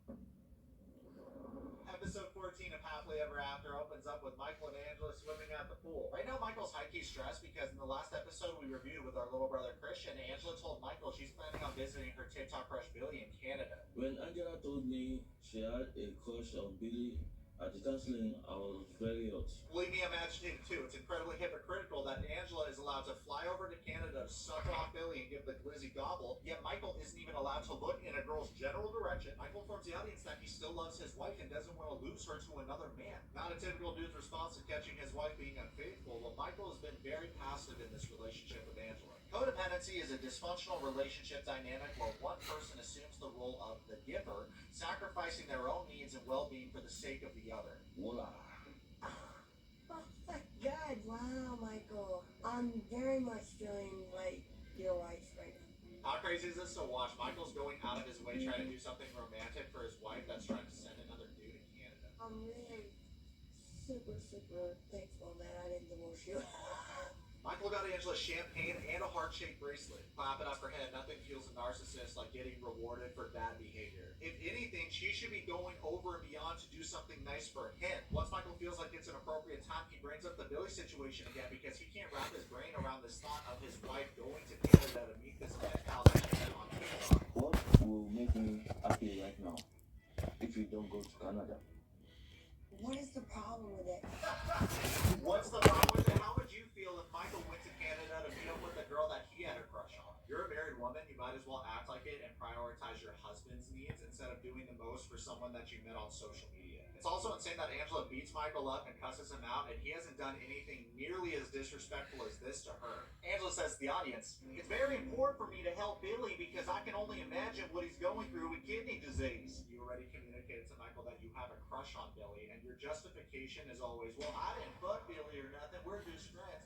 You have a crush on this guy, and you're going to Canada with bad intentions, so you're putting yourself in a position to cheat on Michael. And I'm just talking about physically cheating with Billy, right? Because she's already emotionally cheated on Michael.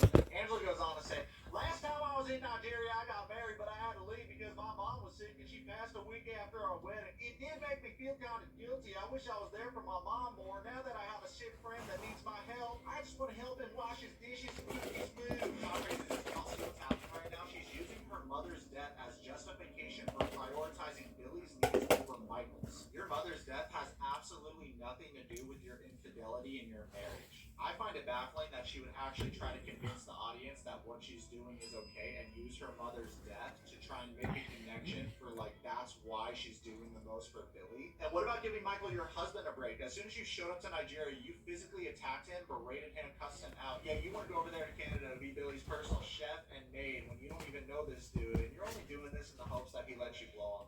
He's really a good person, Michael. I mean, don't even know I had a crush on him.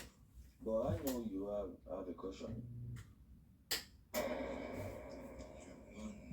Ugly motherfucker. So Angela once again defends her friendship with Billy and actually decides to call Billy up so that him and Michael can talk. She's really doing the most to show Michael what a swell guy Billy is. Hi, Billy. Oh, this shit's so disrespectful, calling another man's wife a nickname like Angel. So jokes how this woman won't allow her husband to have a social media career, yet once wants to get Billy airtime on the show. At this point, just about everybody's aware that Angela's a confirmed liar, so hopefully Michael doesn't believe any of the BS that her and her pen pal are trying to spew. Billy, I want to ask you. Did you even know my wife had a crush on you? Just about every other dude in Michael's position would call Angela a dirty, stinky rat and walk away with their head held high and just stay in Nigeria, man. Have a good life. I don't understand why he's so hell-bent on coming to America when he's going to have to be stuck with this girl in Georgia for at least 2 years before he can even think about leaving. We all know where the storyline is headed. White woman demeaning her African husband in Georgia. It's going to be worse than that movie Get Out. So Michael straight up asked Billy if he was aware that his wife had a crush on him. And when this is happening, Angela turns to Michael and tells him to shut up because she's feeling embarrassed about the fact that this is outed. She has a crush on Billy, not about the fact that she's cheating on her husband. I think she has a beautiful heart, but I do not have a crush on your wife. I don't have a crush on your wife. I'm just enjoying what she has to do. Sex or work with me. I want to be on TV.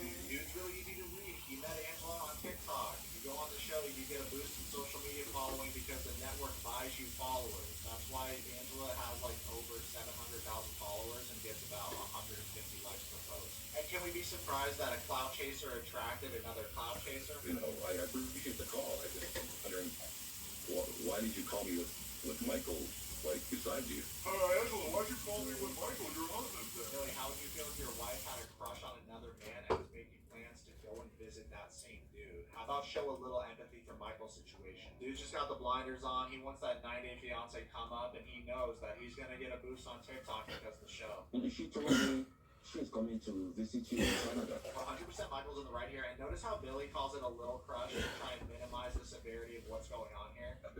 Angel had a little crush on me, which I didn't even know. I mean, she... Also, Billy trying to play ignorant and say that he had no idea that Angela had a crush on him is an outright lie. Dude was a male stripper for a number of years, so I'm assuming that he knows how to read people and lead conversations in order to get what he wants. When you call someone Angel, like, you are very close to the person, like... And I'm very close to Billy because of your actions, Michael. What actions, Angela? He's not the one cheating on you. You're the one cheating on him. This girl's so vacant, she constantly tries to convince Michael that every action she takes, all her many betrayals are his fault. Yet she doesn't provide any evidence or substance to back up her claims.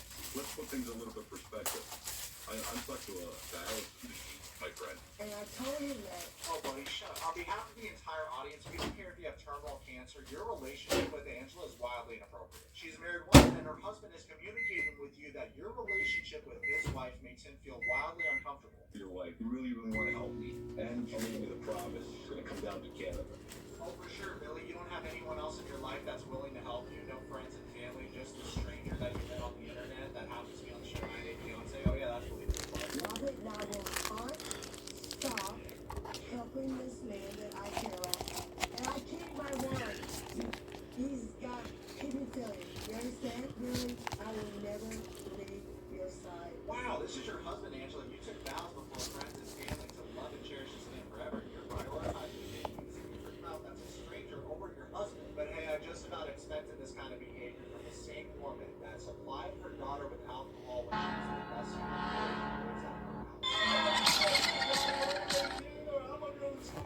Oh, Chicklet! Yeah! 1, 2, 3, 4, 5, 6, 7, 8. Run, 2, 3, 4, 5, 6, 7, 8. Knees, 2, 3, 4, 5, 6, 7, 8.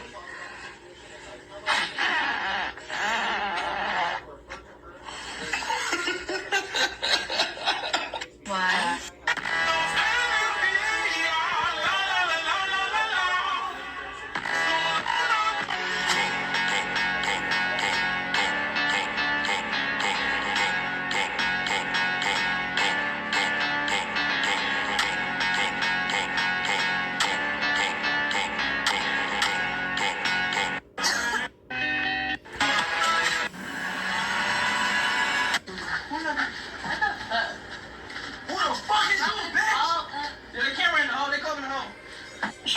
What up, bro? Just with my baby, with Megan, chilling. Amazing, bro. I just wanted to wish you a good night. Oh, dude, thank you, man. It's a big night for me, bro. I'm releasing this joint, dude. I'm stoked. Dude, yeah, let's go. Let's go, bro. It's I know it hurts sometimes, but you'll get over it. Yeah, you'll find another life to live.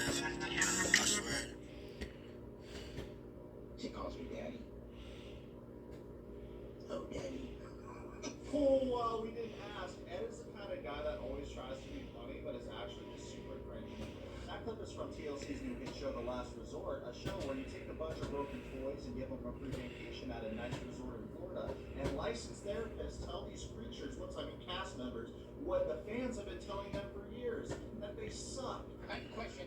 What's your question? Where do babies come from?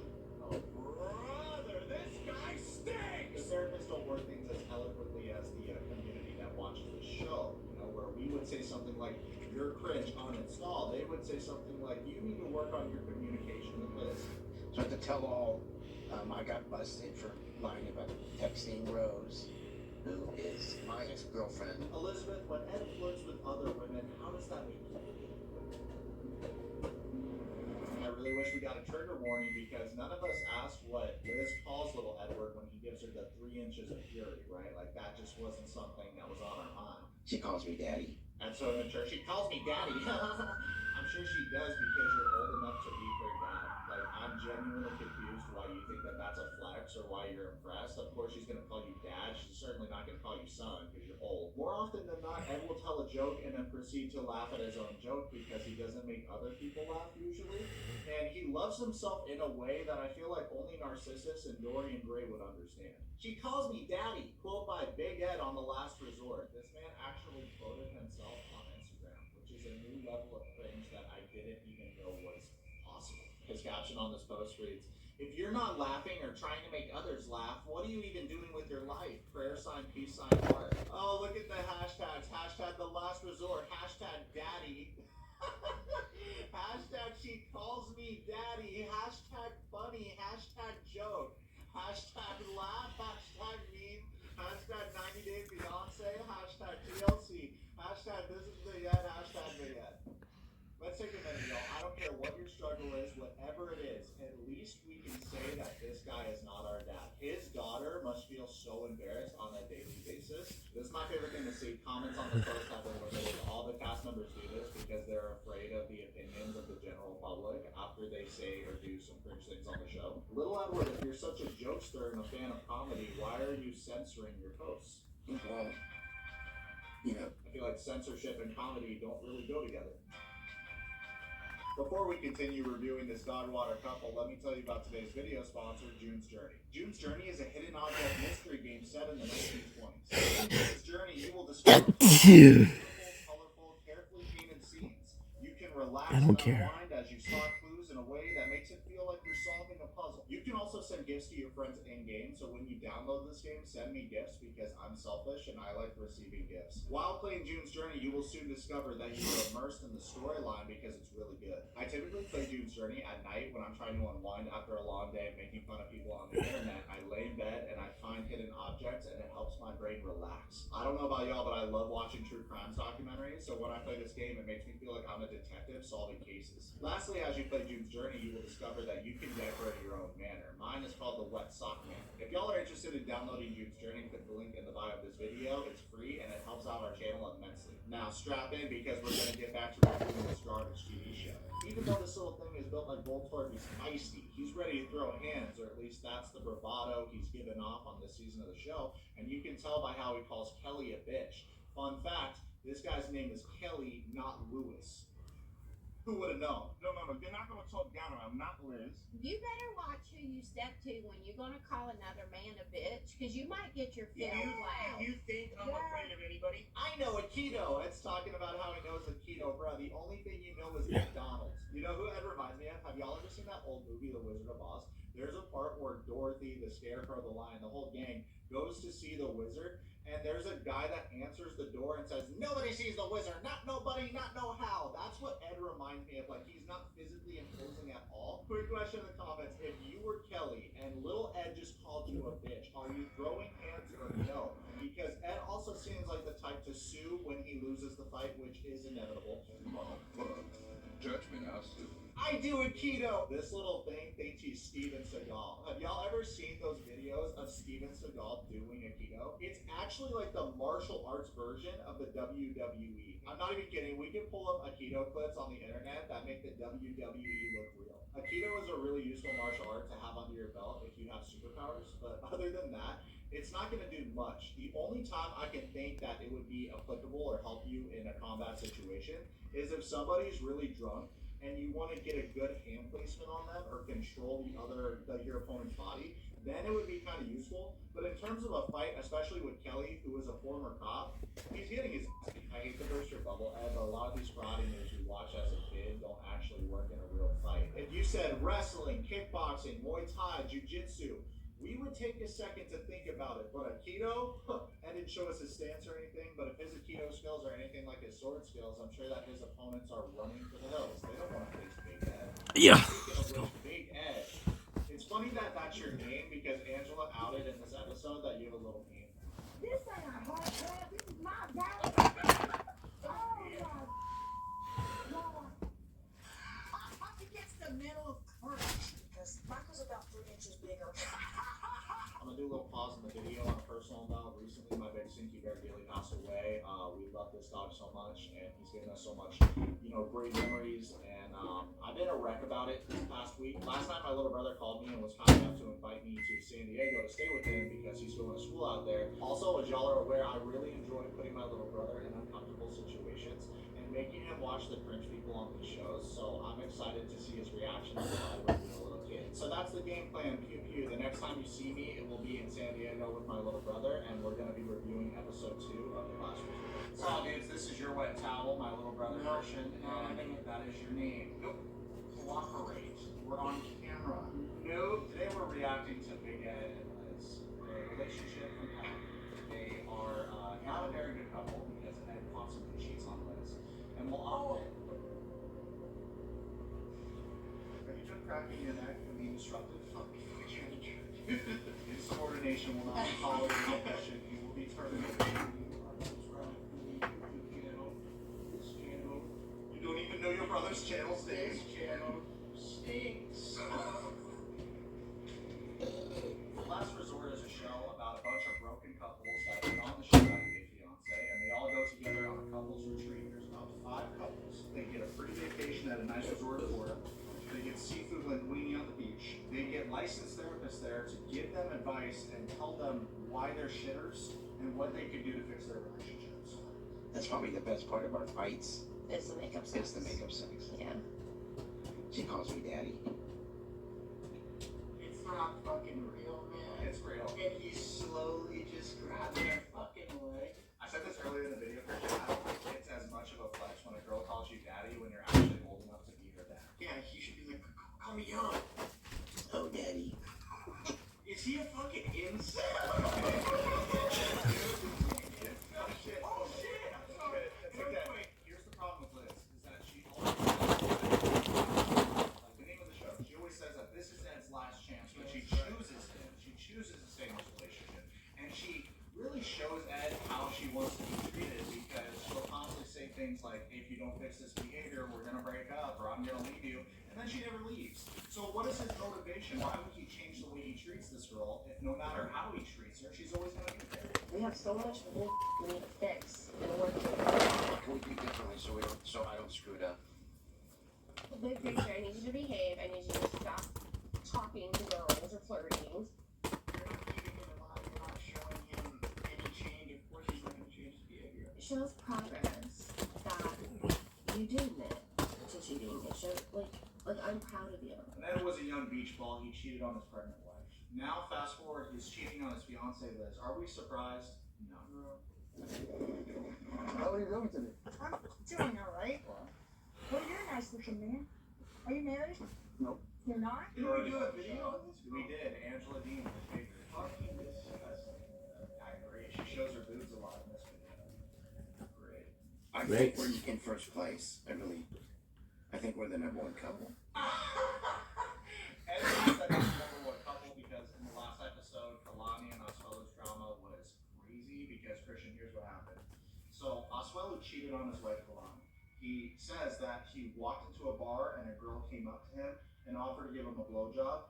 He accepted, got sucked off, and then she found out. He gave her a... Fuck you. Talks about it. Those are going to happen a lot. Oops. And if it's not happening to this beautiful guy, Hey, you cut it out. you think it's happening to Asuelo? That's such a crazy. I mean, she just came up and We talked about picked it. a random guy and said, I would like to only just give you a blowjob. Right? I said that to all the many times has it happened to you where you walk into a bar, a girl just walks up and offers you head? Yeah, never. Never. Unless I was in a whorehouse, which I don't go in those. A whorehouse. Why is this yellow? It's like someone farted. A bird butt, like a duck's ass. You know what's funny? Ed in the past has actually compared himself to George Clooney. George Clooney's got some shit. So Oswald claims he got sucked off by this girl before. He gets caught. He offers his wife Kalani a hall pass and says she can go kiss another guy. Okay, here's. This is the worst way to handle this kind of situation. In a relationship, truly, like, if there is this kind of thing, I think the best case scenario is fucking end it. It's never gonna work again. You already crossed the sacred fucking path, and her going to fucking do shit with another guy, like, now you're tweaking. Way to show that you don't care about your wife that you have children with by saying you can have a hall pass and go kiss another man. Children? They have children together. It really shows you don't care about your wife if you're willing to have another man kiss your wife. And for him to be such a moron that he expects when he got the Gigasucker 5000, he thinks that his wife's gonna stop at kissing another guy. Oh, is that no? right? So he's a dumbass. She got her cheeks clapped and she likes that guy better than him. She admitted on the show that he's better at sex than him. That's fucking brutal, man. I thought all was bad. Right now, all the couples are basically on the same page where they're looking at Kalani and Oswald's relationship and saying at least our relationship isn't as bad. Your relationship is just as bad. Yeah, just in different ways. Do you really have feelings for him? Yes. Yeah, he's American though, so see what's up.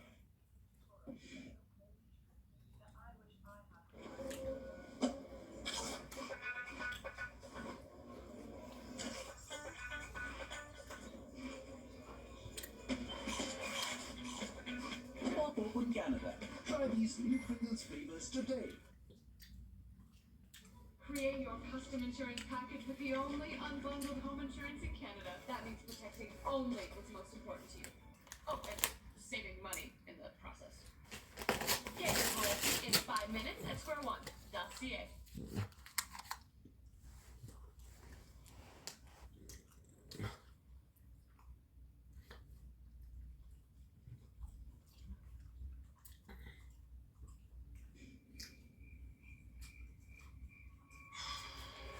Lonnie says to the audience that she took Oswaldo up on the hall pass because sexually she's only been with him, so she wanted to see what it was like to be with another man. You still want to talk to him? So you think it's okay what you did because you never kept a connection with them? Is that what you're saying? But then because I kept a connection with one person. Nah, Kalani, right now you're putting words in his mouth. That's not what he said. He finds it very inappropriate that you're at a couple's retreat to fix your relationship and repair it. However, you're still talking to the guy that you banged. So right away, that's a problem. Even though he initiated this and he's the one that cheated first, and I'm sure he's cheated more than a couple times because usually when someone gets caught for cheating once, they've done it a lot more, but just didn't get caught those times. Absolutely, you should have just left him and moved on, but you're choosing to stay in this relationship and you're at this couple's retreat. So while you're at the couple's retreat, you shouldn't talk to this other guy if you actually want to repair the relationship with your husband. That's what I believe, but let me know in the comments what y'all think. I only slept with you before him, you realize, right? I understand. So yes, it's a big deal for me to sleep with somebody else that's not my husband. So I've had to keep a connection with him, yes. I think this really just goes to show too, like, don't only sleep with one person. Now, just because it's better, she's just making this guy be like, I have feelings. And it's like, you don't have feelings for the guy. He was just slightly better than this guy, who's literally probably gives the worst fucking dick ever. Look at his face. It's just so, it's so dumb. She went on a family vacation to Samoa. Oswaldo was working with a little boy at the resort, and she saw him, and she was like, damn, I want to eat that butt. Like, he's great. She's 29, so she was a virgin when she went on the family vacation to Samoa, and she had sex with Oswaldo because she thought that he was physically attractive. She got knocked up. She waited 29 years to fuck a cool guy. Yeah. There's no way. Swear. For her, she should have been more selective with who she chose to lose her virginity to, because you gotta look at finances, you gotta look at all these things, because God forbid you get knocked up, and then what does that guy do? you in this, tropical destination where you're vacationing? She put herself in this position, and that's really what it comes down to, is make smarter decisions with your life. I feel like this is my chance to prove it to you, but after that, you still wanna go hang out with him, you still wanna see him. That's why I'm being crazy. Asuelo says to the audience that he made a bad call giving his wife a pass. However, he wants her to stop messaging this guy and for them to start fresh. Here's the thing, it's not gonna be like you snap your fingers and all of a sudden you're back in a good place and all of that. You gotta climb to I mean, there's nothing there, too. You could just watch them. Well, that's the problem, is that this couple shouldn't even be together in the first place. They're only together and they got married because she got knocked up. If that never happened, they would have never talked to me. I don't want to keep hearing, I'm so sorry. What do you want me to do? Prove it. Your words and your actions never match up. Prove it. I came back and I'm changed. But now I see, like, you guys have sex. This is taxing so much. Like, this is tough. I feel like I have needles being hit in my eyeballs. Right. Awful. Bring your brother to work today. This is what your brother does to pay the bills. I'm here. I sacrifice everything to be here with you. And I know from Samoa because I want to be with you. Here's the thing, buddy. You didn't have shit going on in Samoa. That's the difference. Is realistically, you weren't making that much. You're working as a pool guy at a resort. You saw an opportunity, and that's, I knocked up an American woman, and I'm going to earn a higher wage in America. Also, he had a lot of pressure from his family because they're very Gucci, and they want him to send a lot of his paycheck back to Samoa so they can donate it to the church. It's always, but this is every fucking dude on here. And I'm so sorry that I screw up and things like that. Okay, well, you can't sleep here tonight. I don't feel comfortable, and I think it's better for us to just have a little bit of space tonight. Now sleeping here, baby. Oh, she should have said that. Would have been better.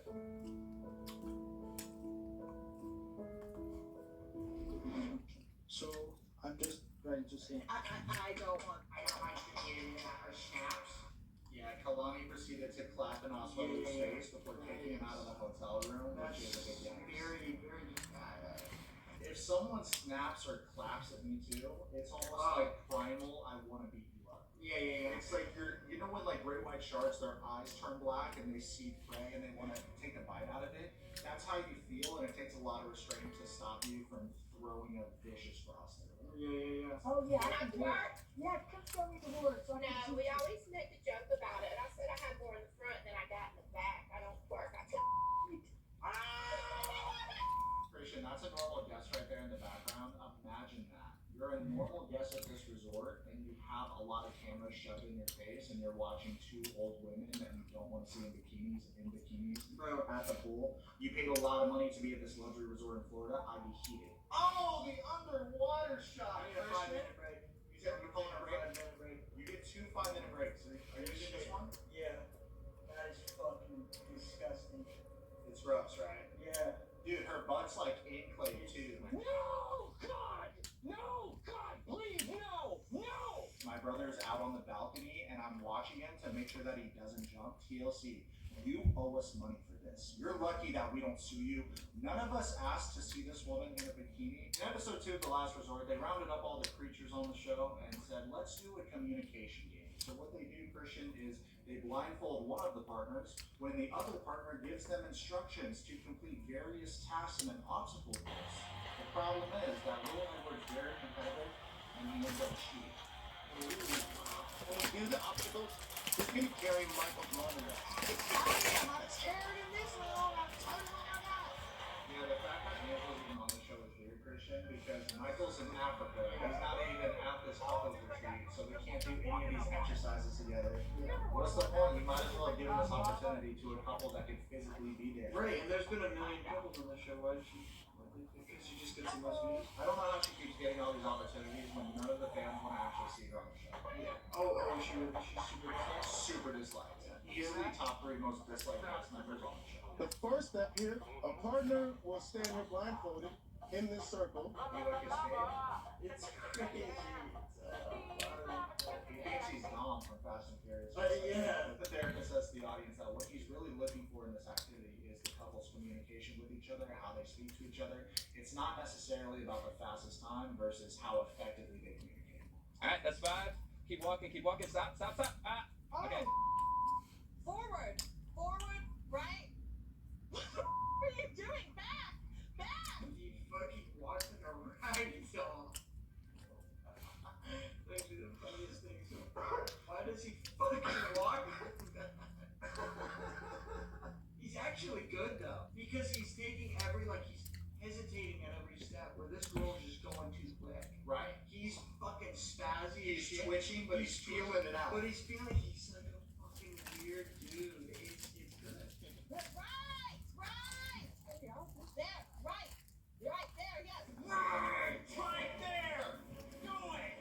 Like, dude, you're playing a fucking game. The way that Kalani talks to him is pretty aggressive, in my opinion. It's I know just that he just got caught degrading. cheating on me. Yeah, she's very degrading. Like he's her little brother. And I think at this point in the relationship, they do have a brother-sister kind of relationship because I think they just tolerate each other, and there's a real lack of love life there, especially because she's fucking another dude. He cheats. That doesn't help. 132.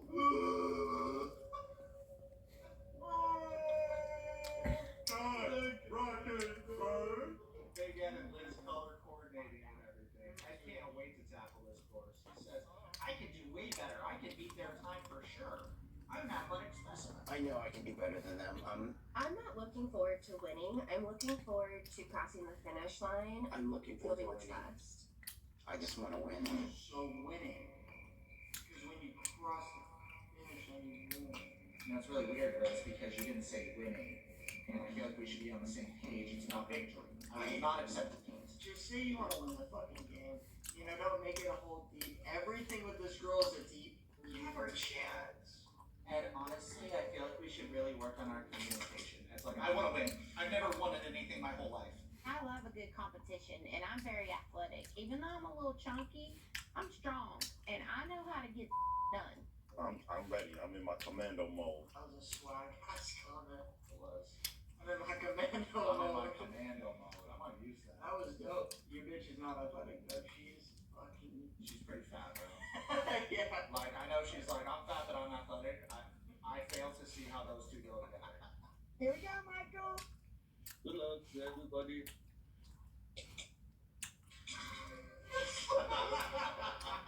Michael's behind the computer screen. Good luck, everyone. It's the most awkward shit I've ever seen. Get out of here. Go! Give me 4 seconds. 1, 2, 3. 1, 2, stop. Down. There you go. Good, Molly, good. Right, stop, slow down. Right. Shit. That. I think you can see. Hold on. This motherfucker. Bro, he started running out like it was basketball drill. Oh, All of a sudden. Hold on. He has to be. That's how he's cheating. He awakened his starting gun. Bro. That must be it. He's He's dodging every cone, and it really shows his lack of maturity because this is supposed to be a communication exercise at therapy. But you're cheating. You're 60, bro. Don't cheat, big guy. Slide to the right. Slide to the right. Stop. You know you're not listening to anything I'm saying? Hang on, he can see over here. So it's at the point where Liz is just admitting to everyone that Ed can see the entire time. She's telling him instructions, and he's not listening to the instructions. He's just completing the course. He's being a dick, and he's out of line, but also I would want my woman better not give me up no matter fucking what. I would want her to literally shit the other people, what do you mean cheating? And just gaslight all of them. Ed has to get on his tippy toes to put his arm around Liz. Wait, You see really? that? Good job, Ed. Let me see if you can see out that mother. You went too damn fast. Let me see it. Hell yeah, look at that. Ed, you a mother. Good job, Good Angela. shit, Angela. That was Hey. respect. You little bitch. She said, yeah. Come here, give me that. Let me see if you can see through this shit. Oh, you can, you cheater.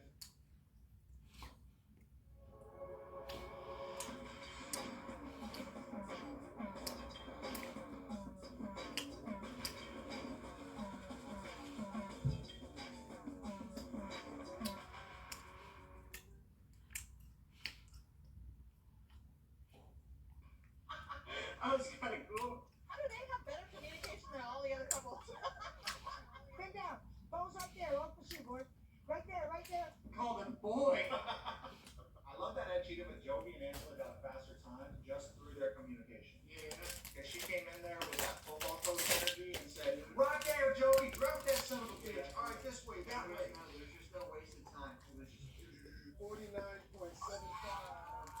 Oh, a new world record. Cheaters never win, mother.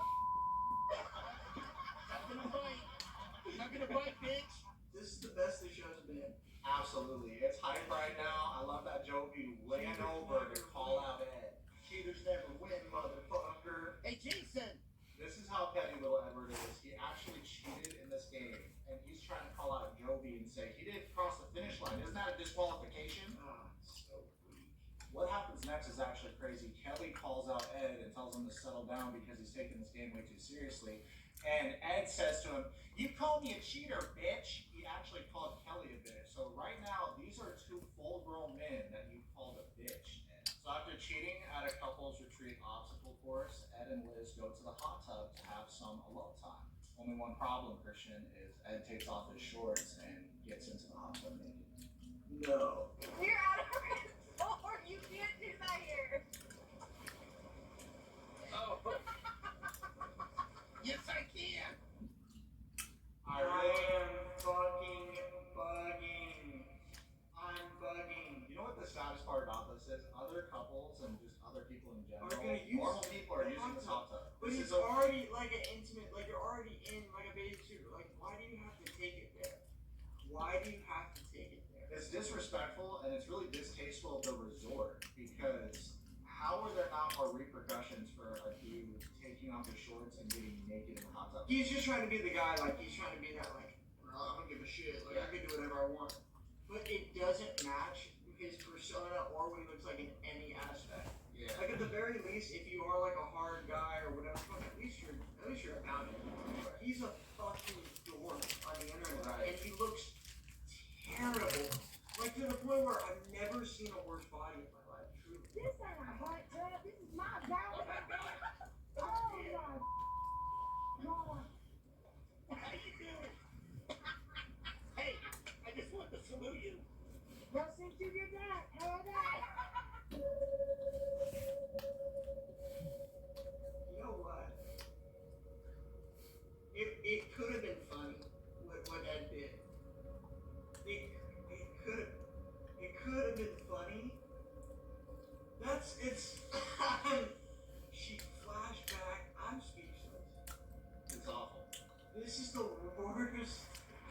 It's so trashy that it just belongs on trash TV. Yeah. That's just what it is. He gets the mental courage because Michael's about 3 inches bigger. Okay, just kidding. Not live. It's crazy. Are you still here? Are you good? I don't know. You might Hey be man, I'm here. Let's keep going. Alright. He's a trooper. Alright, make sure to Hey, level up for the channel. make sure to follow This Christian shit- on Twitch because This he's a shit's trooper. horrible, man. I flew all the way to San Diego to torture you, dude. I know, it's like crazy. We had a great time. Okay, so Angela then says that they get you a case extension, and Ed responds, "The water's cold." Is the water cold in the hot tub, dude? Really? It's like they literally only needed to use one pixel on his dick. See, now we got a problem because Ed's naked in the tub, and here comes Molly and Kelly, a couple that Ed already has beef with because Kelly called out that he was cheating earlier in the game, and then Ed called him a bitch. Yeah. So So look, he's like, oh my god, I don't want to see Kelly to see my small penis. So look at this, got a little ET fucking creepy hand down immediately on the fucking swim trunks. Before he notices, does anything, he hears their voice and does the creepy insecurity grab. I don't want Kelly to see how small my wiener is. Oh no, he's gonna see my penis.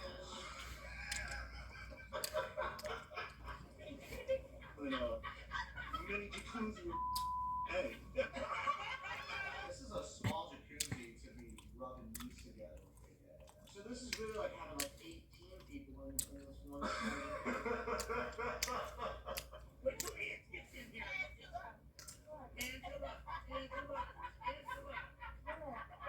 Angela, show your tits.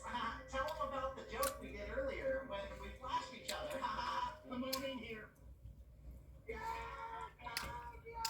Angela just let out a sound like she was just taken in the ass. That was incredibly unnecessary, and we all hated it. Hey, do it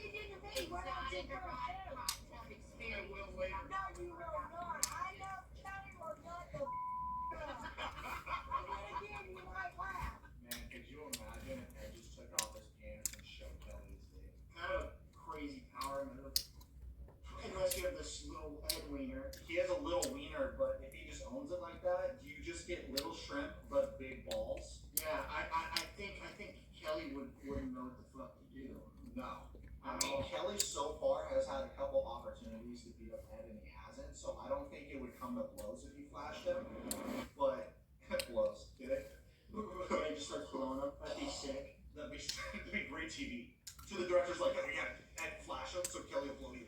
That would get so many views. And it's like, oh, that'll get views. Well, in that case. How is it thinking from your astral problem? I mean, I just want to tell you guys that I love you and I hope everything works out. First of all, Ed, your fiance Liz asked a question and you cut her off for the millionth time. To wish this couple well when we all know you don't wish them well just comes off incredibly disingenuous. Yeah, Liz is also boring as shit. And I love you. I love you has lost all, well, it doesn't mean anything with the words anymore. No. Like in that way, like he doesn't even like these people. He's had previous encounters and he told the guy a bitch 6 hours before this. Yeah. And then he's like, I love you guys. Dude, what does that even mean? And it's so pussy to say I love you after calling someone a bitch. Right. If anything, pull him aside man to man and say, hey man, in the heat of the moment, you know, I was embarrassed because I cheated. I'm sorry for calling you a bitch. I didn't do that. Weird. how are you guys doing? Fear, I think right now. Fear. Just trying to lay it all out on the table. Your butt. I do a keto. Listen to keto move on Kelly in this hot tub. I want to see what happens. We're back on YouTube right now. Look at big ass. We gotta work on the Don't blink if you blink. Welcome to surprise video. I wasn't planning on doing this at all, but I had an idea. So I was talking. Okay, so first of all, we're watching Red Sox. I fucking love that guy. And this is Lil Suck, his little brother. Deem two together. Comedian genius. So I was talking to a friend who actually has a really good setup on Twitch. As you guys know, I've been dreaming about being able, once again, sweet and salty popcorn is the shit. I've been talking to my friend and he has this almost dream setup of almost his dream setup of, I'm sorry guys, I'm tired, I want to go to bed, I want to finish this dream setup of Kick, Twitch and TikTok. And he was supposed to send me the he was supposed to send me the setup, and he didn't. But he didn't give me a good advice. I've been looking at YouTube, right? When I should have looked at TikTok. I'm gonna look on TikTok to know how to multi-stream TikTok. Why am I looking at YouTube for multi-streaming another platform? I'm on multi-stream with TikTok. Let's go on TikTok. So we're gonna be checking that out. As you can kind of tell, I'm tired, but basically, this is a really good idea. TikTok will tell me how to stream on TikTok and on Twitch. That's it.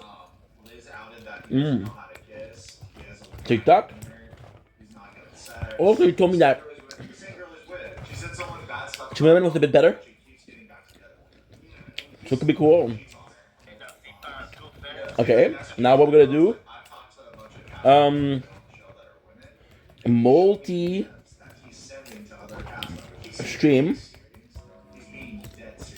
TikTok, OBS, maybe. Okay, so the goal here was gonna check is the number of like and the date. Okay. 1,837. Set up multi-stream and 2 minutes. You a bit. Sorry, what sucks?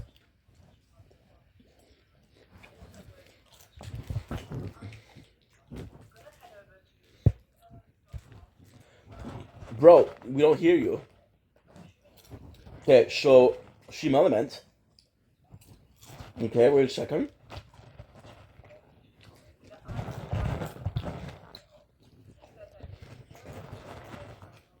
already stream on Twitch. On stream time. Or for other platform. Okay. So she says download Stream Element. Again, if it works, awesome. If it doesn't work, fuck it. I don't mind. I would like for it to work. If it doesn't work, it doesn't work. Get started. Like with Twitch. We're in the right thing. Perfect. So dashboard.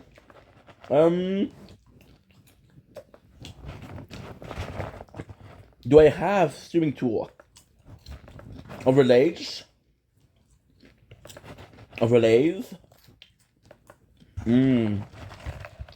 I love these.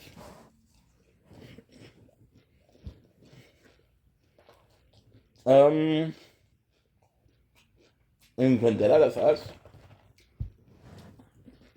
Okay. What does she want me? Still leave, okay.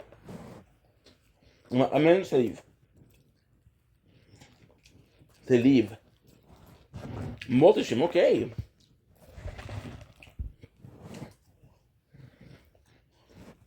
Stream Element, the ultimate OBS plugin for live stream. Multi-streaming made easy. Perfect. Download SE Live.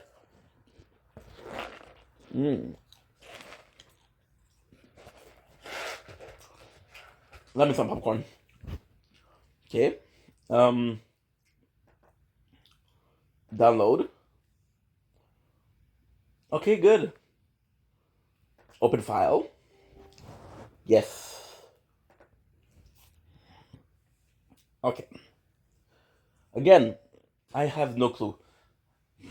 She said it can be done in 2 minutes. I don't know if it can be. I've been working on it for hours. I haven't figured it out. Don't have a lot of hope for it, but still. We're about to set up your OBS studio with Stream Element add-on. Okay, next. I agree. Next, OBS Studio. OBS Studio. Checking for locked file.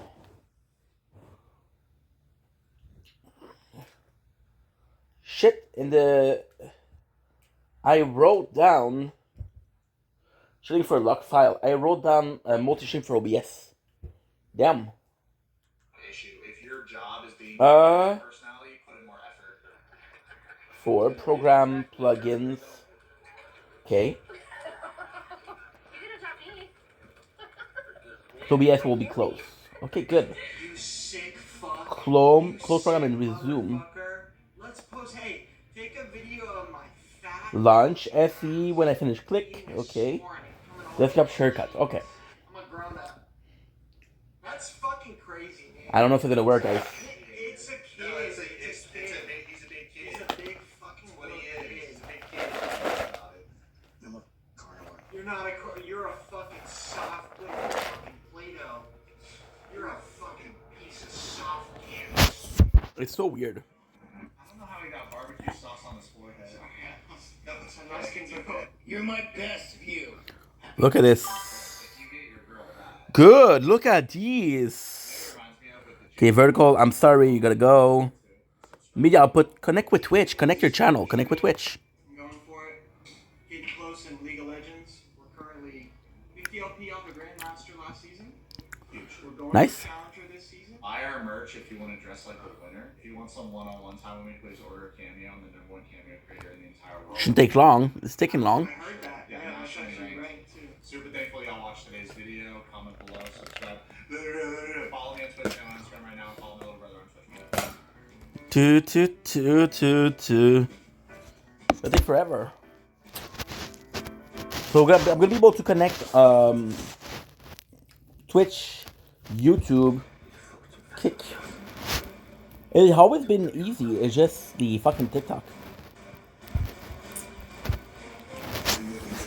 You give him a. Do you want to allow public and private network to access? Oh. I'm not super down, let's just say. Trusting a girl I never saw.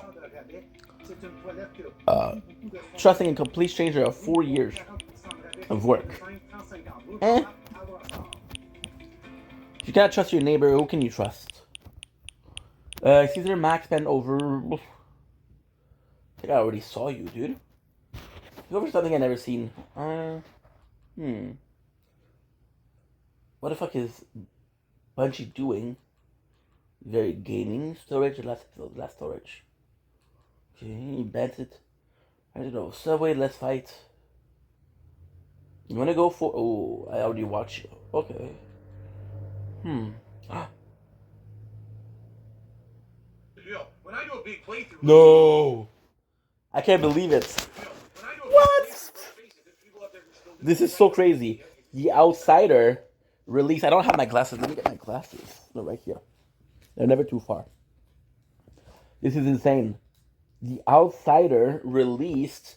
This is how you don't play Doom: The Dark Ages. I didn't even know that existed. Oh, this is gonna be fun, dude. This is gonna be fun, dude. I just want to go because this is a playthrough from DSP. The Dark Age. This is a new game, and a game I don't know. I haven't seen them release shit in a while. So I'm gonna go to that channel, and I'm gonna go for what is the last thing you updated? This is how you don't play Dark Soul. Remastered, Dino Crisis. I don't care. Bloodborne. I did see it. Okay, good. You know, I don't care. Dino Crisis. I don't care. Dark Soul.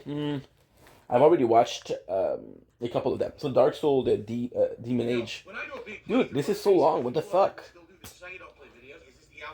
Yes, this is the Outsider. You know you'll love to see Outsider content. Yeah! Well, it's not working. Watch the fun, this is how you don't play stuff. Those are fun, those are encouraging. What was the other one? Outsider, was it? Who made good ones? I heard those are really good. It's the best way to stream. Oh, okay. You know, Phil was a buffoon in games, here's why. Unsupported. Listen, if you like this is how you don't play, you're welcome to watch it and enjoy it for yourself. I'm not going to stop you. It's certainly not like it used to be ages ago where I used to be all sensitive and shit.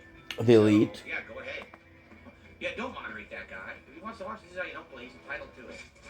The other one says, I went big into a This Is How You Don't Play video. Ooh. Is that even a thing anymore? Just being honest. I'm not aware of anyone doing Continue. This Is How You Don't Play videos and them getting any kind of traction. Unless I'm playing like maybe like a huge game, perhaps. But outside of that, is it even a big thing anymore? Like, I was of the impression that it kind of died out. Oh, activity speed. Anyway, I'm getting some new followers. Blader, thank you so much. Sponsorship. Sheesh. It sucks, dude. I'm so disappointed. Sponsorship. Dark Age. This is brand new. You grab tab community. You can play, earn rewards. Okay, that's actually pretty cool. No, actually, you can play what they like. The more you play, the more gift card they earn, and the more money you make. Okay. Grab tab. Okay, I understand. Sponsorship. Ugh. Available campaign. Dark Legion. You know what's insane? I played it. I played this, which is crazy. ZZZ, I played it also. Roman Pixel, we did play. Okay, sure, no. So I could have gotten some from this. I could have gotten from DC Dark Legion. It's okay. I don't really care. Let's go back to OBS. This is actually pretty cool. Whoa, okay. I like this. Yo! What is actually going on? No way. No freaking way. Twitch chats? Okay. Cookie and advertisement cookie. An advertisement choice. Okay. Dude, this is huge. Okay, accept. Okay, so this is the stream chat. What? This is me. Oh, this is so good. We have TikTok chat. I haven't been doing this at all besides Call of Duty recently. It'll be very interesting to see if I like Doom more on mouse and keyboard than I did on gamepad. Okay? Alright, let's boot it up. Okay. See how it looks on my PC? Log in. Let's see what we got. Okay, so you know what? TikTok is huge. TikTok chat is huge. Dude, I love you. I love you. I love you. We found it. TikTok chat, we found it. Oh my god, this is huge. The problem is this is multi-chat. This is not multi-stream. It's a little bit different.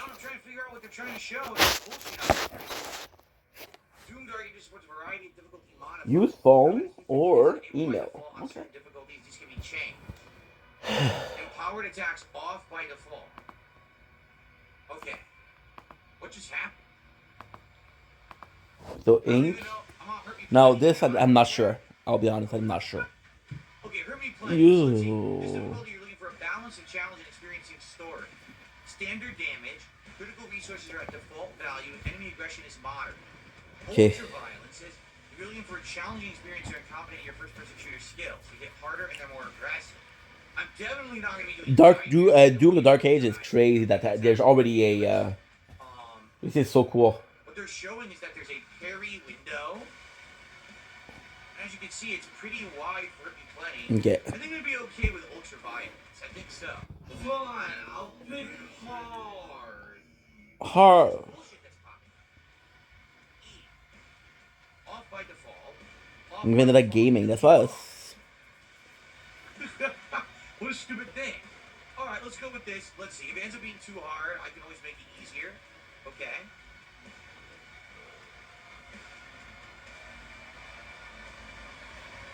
Alright, we ready to at least give it a shot?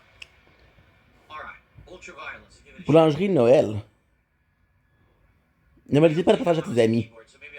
I don't give a fuck, I don't know who you are. In the age of fire and ruin, when the legions of hell first set foot upon Argent Nur, another came, an outsider, his path to the world carved in blood, for the demons could not escape his wrath. Good. So we do have this. Ink. Vendetta. Gaming. This is so ridiculous. Doom was nothing like this back in the day. This is so nuts. The password, I don't know what it is. Yeah. I'll just write down. Fundament says it became Halo. Pretty much. Doom is now Halo, and Halo now sucks. So Doom is the replacement Halo. So you can take for the same, with the same H, the same shape. Intro segment. There's none of them. Thank you, Beaver Man, for the super chat. I'm gonna play through the intro segment before Confirm? I give any What? shout-outs for contributions. Thanks to anyone who does contribute. But I think it's time to rip and tear. Let's do this. Good. The emanating field comes out of it. Okay. I'm gonna go for a break. I'm gonna go look for some candy bars over here. Wait, what? Well, we go this way. Why not? I don't know what the I don't know what is the It's already on fire. Oh, you can dash. You could still dash with shift. I don't know what you crouch with. C? Nope. Je te connais pas, dude. I don't know. At least they'll tell me. Hello. How do you melee? How do you melee? This is block, right? Oh wait. What am I doing? Désolé. Oh, okay. Je te connais pas. Oh my god! What the fuck? Whoa!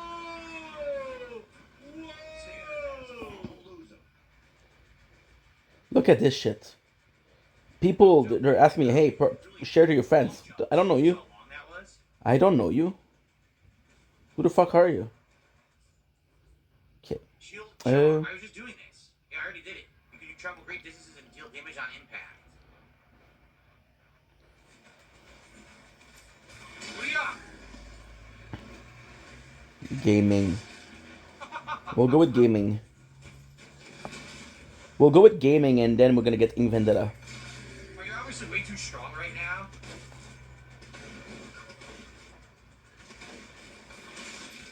So you know it's gonna get much tougher.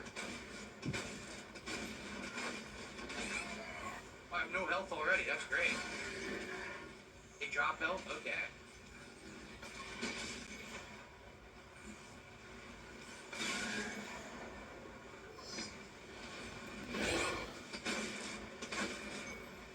How the hell? Yeah, they're hitting for so Vendetta. much damage. It's ridiculous. And this is Gaming. only one notch up of difficulty. Can you imagine if this was like one of the harder ones?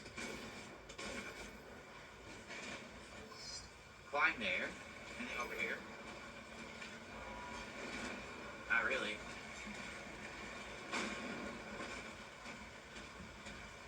What's your limit on your dash? Is there a limit on your dash?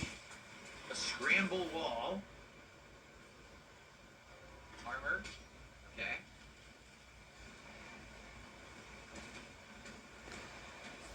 I feel this is going to be one of those games that default difficulty is too easy, and this will just be way too hard. There'll be no middle ground for anyone. Just make Good. it off or make it like baby steps, you know? What is that? I'm already getting that Okay, vibe. it's one word. Power Gauntlet. Alright.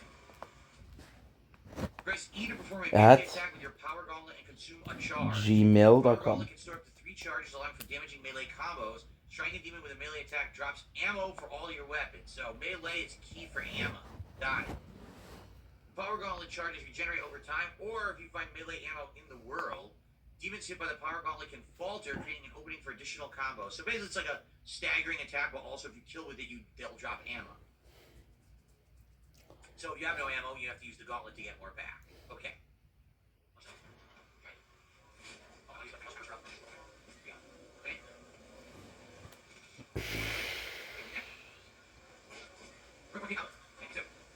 La la la la la la la.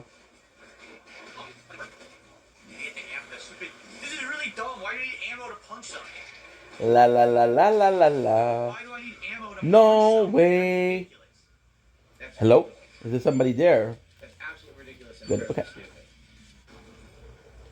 Dude, he barely touched me. Low health. What is going on with this? I don't like this. Barely grazed me. Low health. 4 7 0 3 1.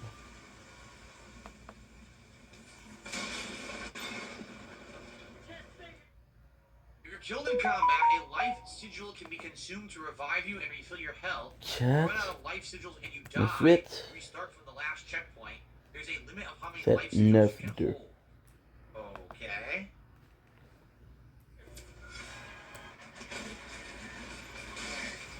Basically what's going to happen is the game's going to move so fast, you're not going to really see what's going on. So they're just going to expect you to keep moving and lock on with your shield and zip around the screen. That's my guess. You keep walking around with your shield up, that way you can't really take too much damage. I want me to get the blue key. Gee, I wonder how I was supposed to know I needed a blue key there. I never would have been able to tell. Gee, could you guys just show me the blue key?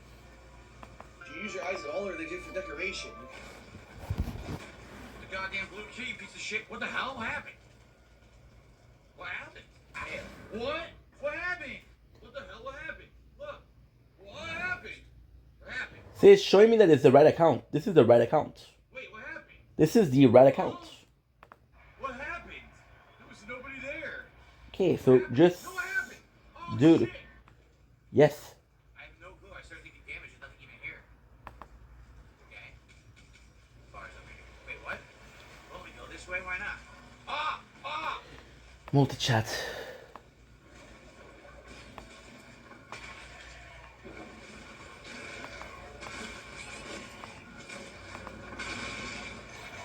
So what we'll do is we'll reopen OBS.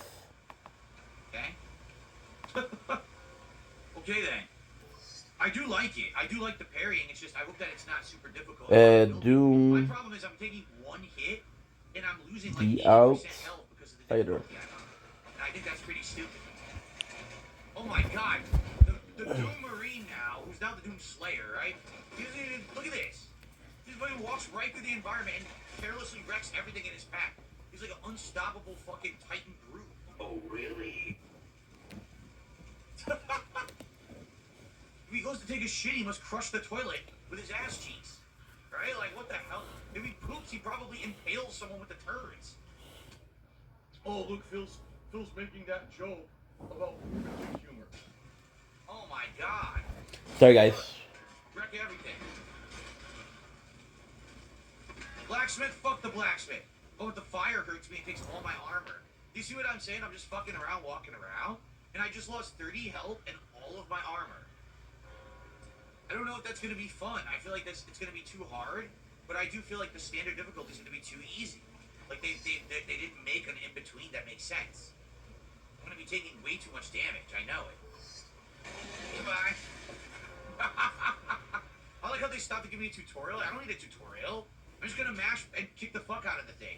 Stop telling me what to do. Just let me kill it. It's so easy. The goddamn Doomslayer. I know what I'm doing, man. Alright. You want this app to make, okay. I conveniently bounced to where they wanted me to go. Okay, so if you press, the fuck button is that? I have no idea what that button is. Is that supposed to be tab? You bring up your auto map and view the mission dossier. Your auto map shows where you have been, where you need to go. Oh my god, I'm dumb. I am so fucking dumb.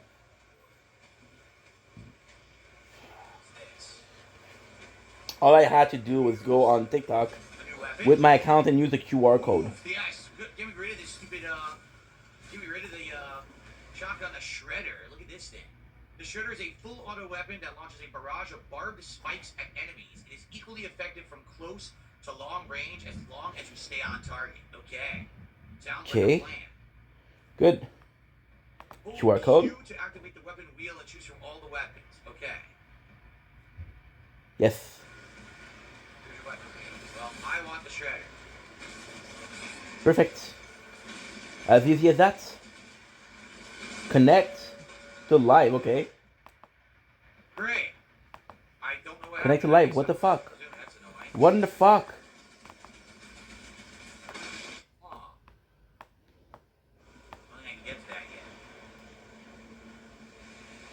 This is so cool. Oh shit. This is so cool because it's working. Look at here, look at here. So Stream Element Multi. So be a setting Twitch. Ink Vendetta, Ink Vendetta, Ink Vendetta. I will shout those out once we finish this intro segment, I promise you. But I want to stay kind of, you know. Okay, so what is right now is I'm trying to learn everything. You are my Thank you for the free money, dummy. And you can lick my balls. The jump pad. There it is. What the? You see what I mean? Look at my health now. Are you kidding? So the enemies over there have perfect aim. Fuck you. 54. Oh, nice. What is this? Codex found. Viewing the dossier. There you go. It's working, guys. It's working. Connection successful. I'm sorry, guys. This is the best I can do. I'll show you what was going on because it's super nice. So, for example, this is new. Stream Element Multi, right? So you have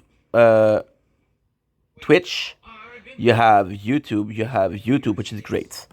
So that is fantastic. That is honestly fantastic. So this is good, right? This is TikTok. TikTok isn't really working. Whoa, nice. TikTok isn't really working. I guess I wasn't supposed to fire. However, I'm liking this because now we have the confirmation that yes, we're seeing this. We're also watching a new show, which is great. So now we're gonna go back to her. And it was her. It was here. Again, I can barely hear you, dude. I'm assuming you already have OBS installed. Just click install, okay?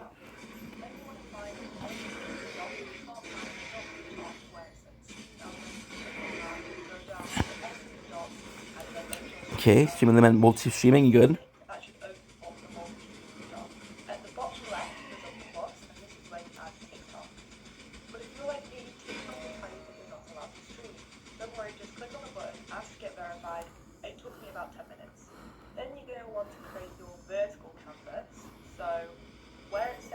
Jeez. Okay. So you see this we have. Weapon skin acquired and put in the dossier. Combat shotgun. Add a scene by pressing the plus button and then just set it up as you would a normal scene in OBS. To sort out the audio, you click on the dots, click. I'm giving up. I'm giving up. I'm giving up. I'm giving up. Sorry. Fuck that. This is so complex.